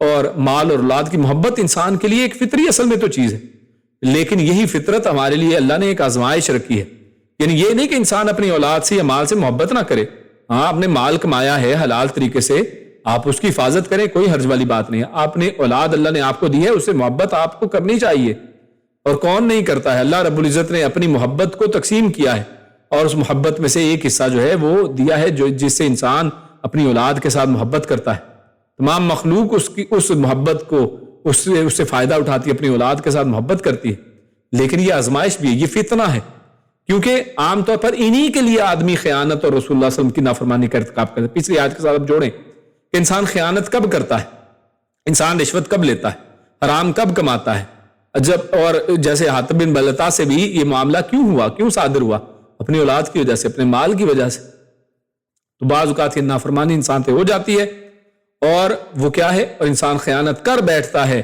کیوں، اپنے اسی مال کو بچانے کے لیے، اپنی اسی اولاد کو بچانے کے لیے۔ اور دوسری جگہ پر اللہ رب العزت نے جو فرمایا ہے بلکہ رسول اللہ صلی اللہ علیہ وسلم نے فرمایا کہ ان الولد مبخلۃ، اور محبنتن مجہلتن محزنتن، اللہ کے نبی صلی اللہ علیہ وسلم نے یہ باتیں کی، فرمایا کہ بے شک بچہ جو ہے بخل، بزدلی اور جہالت اور غم کا باعث ہوتا ہے. یعنی بچے کی وجہ سے، اولاد کی وجہ سے انسان کیا کرتا ہے؟ بخل کرتا ہے. یعنی اچھا بھلا اللہ کے راستے میں خرچ کرتا ہے، اب جی اولاد ہوگی، جی بچے ہیں، اب کیا کریں، اب صدقہ خیرات کے لیے پیسے ہی نہیں ہیں، یعنی بخل کرنے لگتا ہے. جبکہ انسان جتنا اللہ کے راستے میں خرچ کرتا ہے اللہ اتنے راستے کھولتا ہے. انسان بزدل بن جاتا ہے اولاد کی وجہ سے، اور اسی طرح انسان جہالت کی طرف دوڑ جاتا ہے. پتہ ہے کہ اپنی اولاد کے جو یہ نخرے اٹھاؤں گا، ان کو ٹک ٹاک کے اوپر اجازت دوں گا، موبائل لے کے دوں گا، تو اس سے کیا کیا خرابیاں آ جاتی ہیں. لیکن انسان جاہل بن جاتا ہے کہ نہیں جناب پوری دنیا جناب دے رہی ہے تو اب ورنہ بچے بیکورڈ ہو جائیں گے، بچوں کو پتہ نہیں ہوگا ٹیکنالوجی کا، اور چاہے بچوں کا بیڑا غرق ہو جائے، چاہے بچے جو ہے نا جہنم کے اندر چلے جائیں، کوئی پرواہ نہیں ہے. یہ جہالت ہے اور غم کا باعث بن جاتے ہیں بعض اوقات. یہی ساری چیزیں بچے پھر آخر میں غم دیتے ہیں. آپ نے ان کے ساتھ اتنی محبت کی، ان کے نخرے اٹھائے، اور بچے آخر میں کیا کرتے ہیں؟ والد کے لیے ایک کونے میں ایک کمرہ بناتے ہیں جب وہ بوڑھا ہو جاتا ہے کہ جا بھائی اس میں رہ، بلکہ اپنے گھر سے بھی بعض اوقات نکال دیتے ہیں، اور اس کے ساتھ جو جو سلوک کرتے ہیں سب جانتے ہیں. اس کے لیے غم کا باعث بنتا ہے. اور در حقیقت اللہ تعالیٰ آزمانا چاہتا ہے کہ آدمی اللہ اور اس کے رسول کے احکام کو ترجیح دیتا ہے یا مال اور اولاد کی محبت کو، کہ جس سے خیانت اور احکام الہی کی نافرمانی لازم آتی ہو. محبت کریں لیکن اس میں حد کو کراس نہیں کرنا ہے. جب اللہ اور اس کے رسول اور ان کے احکامات کی باری آئے، شریعت کی باری آئے، آپ دیکھیں کہ آپ کی بچیاں گھر سے نکلتے ہوئے کیسا لباس پہنتی ہیں. اللہ کے نبی نے فرمایا کہ دیوس ہے وہ شخص، اور دیوس کون ہے؟ جو جنت کی بو بھی نہیں پائے گا، اس کو جنت کی اسمیل بھی نہیں آنی، اندر داخل ہونا تو بڑی دور کی بات ہے. وہ کون ہے؟ کہ جس کے گھر میں بغیرتی ہوتی ہے، اس کی اولاد، اس کی بیوی بچے جو ہیں، اس کی بیٹیاں، اس کی والد، اس کی جو بیوی ہے وہ گھر سے بے پردگی کرتی ہے، باہر جاتی ہے، اور وہ اس کے اوپر کچھ بھی نہیں کہتا، بغیرت بن جاتا ہے. تو دیوس جس کا ترجمہ آپ کر سکتے ہیں بغیرت شخص ہے. تو یہ کیا ہے؟ اولاد کی محبت میں اصل میں ہو رہا ہے، اس کے نام پہ ہو رہا ہے. اور اسی لیے سورۃ التغابن میں اللہ رب العزت نے کیا فرمایا ہے؟ اس کی آیت نمبر 14 ہے، اللہ فرماتا ہے یا ایھا الذین آمنوا، اے لوگوں جو ایمان لائے، ان من ازواجکم واولادکم عدوا لکم فاحذروہم، کہ ایمان والو بے شک تمہاری بیویوں میں اور تمہاری اولادوں میں تمہارے دشمن ہیں. فاحذروہم، تو یہ نہیں کہا کہ تم ان کو قتل کر دو، نہیں، فاحذروا، ہاں بچ کے رہو، سنبھل کے، اپنے آنکھیں کھلی رکھو، اپنے کان کھلے رکھو، بچوں پہ اندھا اعتماد نہ کرو. ہوتا ہے نا بیویوں پہ، بچوں پہ اندھا اعتماد، نہیں جی میرے بچے نہیں ایسا کر سکتے، اور پیچھے بچے کیا کیا گل کھلا رہے پتہ ہی نہیں ہے. انسان کو، والد کو خصوصاً جو ہے اپنی آنکھیں کھلی رکھنی چاہیے، بچوں کے بارے میں غلط فہمی کا شکار نہیں ہونا چاہیے. نیکوں کے گھروں میں کیا کیا ہوا ہے آپ نہیں جانتے ہیں. نوح علیہ السلام کے گھر میں جو ان کی اولاد نے کیا آپ نہیں جانتے ہیں. لوط علیہ السلام کی عورت جو ہے وہ جو ہے کفار کا ساتھ دیتی ہے آپ نہیں جانتے ہیں. تو اس لیے یہ اپنا گمان، یہ انتہائی برا گمان ہے کہ جو بندہ اپنی اولاد کے بارے میں کرتا ہے. بلکہ انسان کو چاہیے کہ فاحذروہم، ہوشیار رہے اور بچتا رہے کہ جناب کیا ہو رہا ہے، کہیں یعنی وہ میرے خلاف ہی تو نہیں ہے. اور میرے خلاف سے کیا مراد ہے؟ کہ آپ کو جہنم میں جانے کا باعث بن جائیں، کیونکہ آپ دیوس بن گئے تو ظاہر ہے جہنم میں کون جائے گا؟ آپ نا، تو آپ ہی کے خلاف ہے نا. آپ کی اگر بیوی اور اولاد اگر وہ یہ سارے کام کرتے ہیں، بغیرتی کرتے ہیں، آپ خاموش رہتے ہیں، تو پھر کس کا نقصان ہو رہا ہے؟ ہمارے خلاف ہے، آپ ہی کے خلاف ہے، ہماری دشمنی ہو رہی ہے. تو اس لیے ان کی دشمنی سے یعنی بچنا، آنکھیں کھلی رکھیں، ان سے محبت. اس لیے اس آیت میں آگے ہے فاعفوا واصفحوا واغفروا، اس طرح کے الفاظ ہیں کہ آپ پھر کیا کریں؟ درگزر کریں، معاف کریں، لیکن سمجھاتے بھی رہنا ہے ان کے سے، اور ہوشیار بھی رہنا ہے. لیکن یہ نہیں کہ جناب ڈنڈا اٹھا لیا یہ کریں، نہیں، شروع میں ہی ہوش کے ناخن لیں، شروع میں ہی احتیاط برتیں. ان کے ہاتھوں میں ایسے موبائل نہ ہو کہ جناب جو مرضی کر رہے ہیں آپ کو پتہ ہی نہیں ہے، اور آپ کہہ رہے ہیں کہ جناب راتوں کو بچے کیا جی پڑھ رہے ہیں جی، امتحان کی تیاری ہو کیا رہا ہے جناب، چٹ چیٹ چل رہی ہے، دوستیاں یاریاں بنائی ہوئی ہیں لڑکوں نے بھی لڑکیوں نے بھی، اور جو بے حیائی کا بازار گرم ہے. تو ہمیں ہوش کے ناخن لینے چاہیے. اور اللہ رب العزت نے اولاد اور مال میں فتنہ رکھا ہے، وَأَنَّ اللَّهَ عِندَهُ أَجْرٌ عَظِيمٌ، لیکن اللہ نے اس کے بچت کا ایک سامان بھی دے دیا. بچت کیا ہے؟ کہ انسان یہ ذہن میں رکھے کہ ناجائز محبت پر غالب آنے کا طریقہ یہ ہے کہ اس بات کا یقین ہو کہ اللہ تعالیٰ کے پاس بہت بڑا اجر ہے، کہ آج میں نے یہ جو تھوڑی سختی کر لی، آج میں نے اگر ان کو جو ہے مال اور اولاد کے فتنے سے بچا رہا تو آخر میں بہت بڑا اجر ملے گا. تو یعنی یہ چیز انسان اگر اپنے ذہن میں رکھے کہ آگے اجر عظیم ہے. بچوں کو بھی یہی بتائے کہ اگر اس دنیا کے اندر صبر کر لیا، آپ پردہ کرو، آپ دنیا کو کم حاصل کر لو، نہ اتنی لالچ میں پڑو، اپنی اولاد کو اور پیسوں سے یعنی پیسوں کی ہوس سے ان کو بچایا جائے. تو لہٰذا پھر اس سے کیا ہوگا؟ بچوں کو بھی یہ تربیت دیں کہ اللہ کے ہاں بہت بڑا اجر ہے. اس دنیا میں اگر کمی بیشی کوئی مالی حالت میں ہو بھی گئی کوئی بات نہیں ہے, آخرت تو آپ کی کامیابی ہے, آخرت میں تو اللہ نے اجر عظیم رکھا ہی ہے. اللہ رب العزت سے دعا ہے کہ ہم نے جو کہا سنا اس پر عمل کرنے کی توفیق عطا فرمائے. اللہ رب العزت ہمیں نیک عمل اور اچھی سمجھ کی توفیق عطا فرمائے. سبحان ربک رب العزت عما یصفون وسلام علی المرسلین والحمد للہ رب العالمین. جزاکم اللہ خیر, مبارک اللہ فیکم. السلام علیکم ورحمۃ اللہ وبرکاتہ. جب ہمارا سوال و جواب کا سیشن ہے اس میں آپ کے سامنے سب سے پہلے سوال رکھتا ہوں. سب سے پہلا سوال, وَأَنْتُمْ تَسْمَعُونَ, یہ شروع کی آیت, اس میں فرمایا اور تم سنتے تو ہو. تو اس جملے کا اطاعت کے تعلق سے کیا مفہوم ہے کہ اس کے ساتھ ہم نے اس حوالے سے مفہوم دیا کہ تم سنتے تو ہو, اس سے کیا مطلب ہے. اس کے بعد دوسرا سوال ہے, ان شر الدواب, یعنی سب سے برا جو ہے وہ جانور وہ کون سا ہے. یہاں بدترین مخلوق کی کتنی اور کون سی صفات ذکر کی گئی ہیں, یعنی کتنی صفات اللہ نے ذکر کی کہ جو برے لوگ ہیں, بری مخلوق ہے وہ کون ہے, اور اس کی کتنی صفات اصل میں ذکر کی گئی ہیں اور وہ کون کون سی صفتیں تھیں. آگے تیسرا سوال ہے, وَلَوْ أَسْمَعَهُمْ لَتَوَلَّوْا وَهُمْ مُعْرِضُونَ, کہ انسان سے خیر کس طرح ختم ہوتا ہے, یعنی کیسے انسان سے اصل میں خیر ختم ہو جاتا ہے. تو اس کے حوالے سے اس آیت کی روشنی میں ہم نے بات کی تھی. اس طرح آگے سوال ہے, یا ایھا الذین آمنوا استجیبوا للہ وللرسول اذا دعاکم, یہ ہم نے آیت پڑھی, اس کی تفسیر پڑھی. تو اطاعت کی کیا حد یہاں پہ بیان ہوئی ہے کہ کیسے اطاعت کرنی ہے, کس انداز میں اطاعت ہوگی. اور اگلا سوال ہے, لما یحییکم, تو یہاں پر زندگی بخش چیز کا ذکر ہوا, وہ کون سی چیز ہے. اور آگے سوال ہے, ان اللہ یحول بین المرء وقلبہ, تو بندے اور اس کے دل میں اللہ کے حائل ہونے سے کیا مراد ہے. اور وَاتَّقُوا فِتْنَةً لَا تُصِيبَنَّ الَّذِينَ ظَلَمُوا مِنكُمْ خَاصَّةً, تو یہاں پر ایک خاص یعنی ایک فتنے کی بات کی گئی, عالمگیر فتنے کی, اور کہ وہ ہر ایک کو اپنی لپیٹ میں لے لے گا, صرف فتنہ پھیلانے والوں کو نہیں بلکہ ہر ایک کو اس میں لپیٹ میں لے گا. تو اس کی کیا وجہ بیان ہوئی کہ کیوں اصل میں ایسا ہوگا. یا ایھا الذین آمنوا لا تخونوا اللہ والرسول, پھر آخر میں خیانت کے والے سے بات ہوئی کہ اللہ اور اس کے رسول کی خیانت نہ کرو اے ایمان والو. تو اللہ اور اس کے رسول سے خیانت کا کیا مطلب ہے. اور آخری سوال, وَأَنَّ اللَّهَ عِندَهُ أَجْرٌ عَظِيمٌ, تو یہاں پر ہم نے دیکھا کہ اللہ رب العزت نے اولاد اور مال کو فتنہ قرار دیا. تو مال و اولاد کس طرح فتنہ ہے اور اس فتنے پر کیسے قابو پایا جائے گا.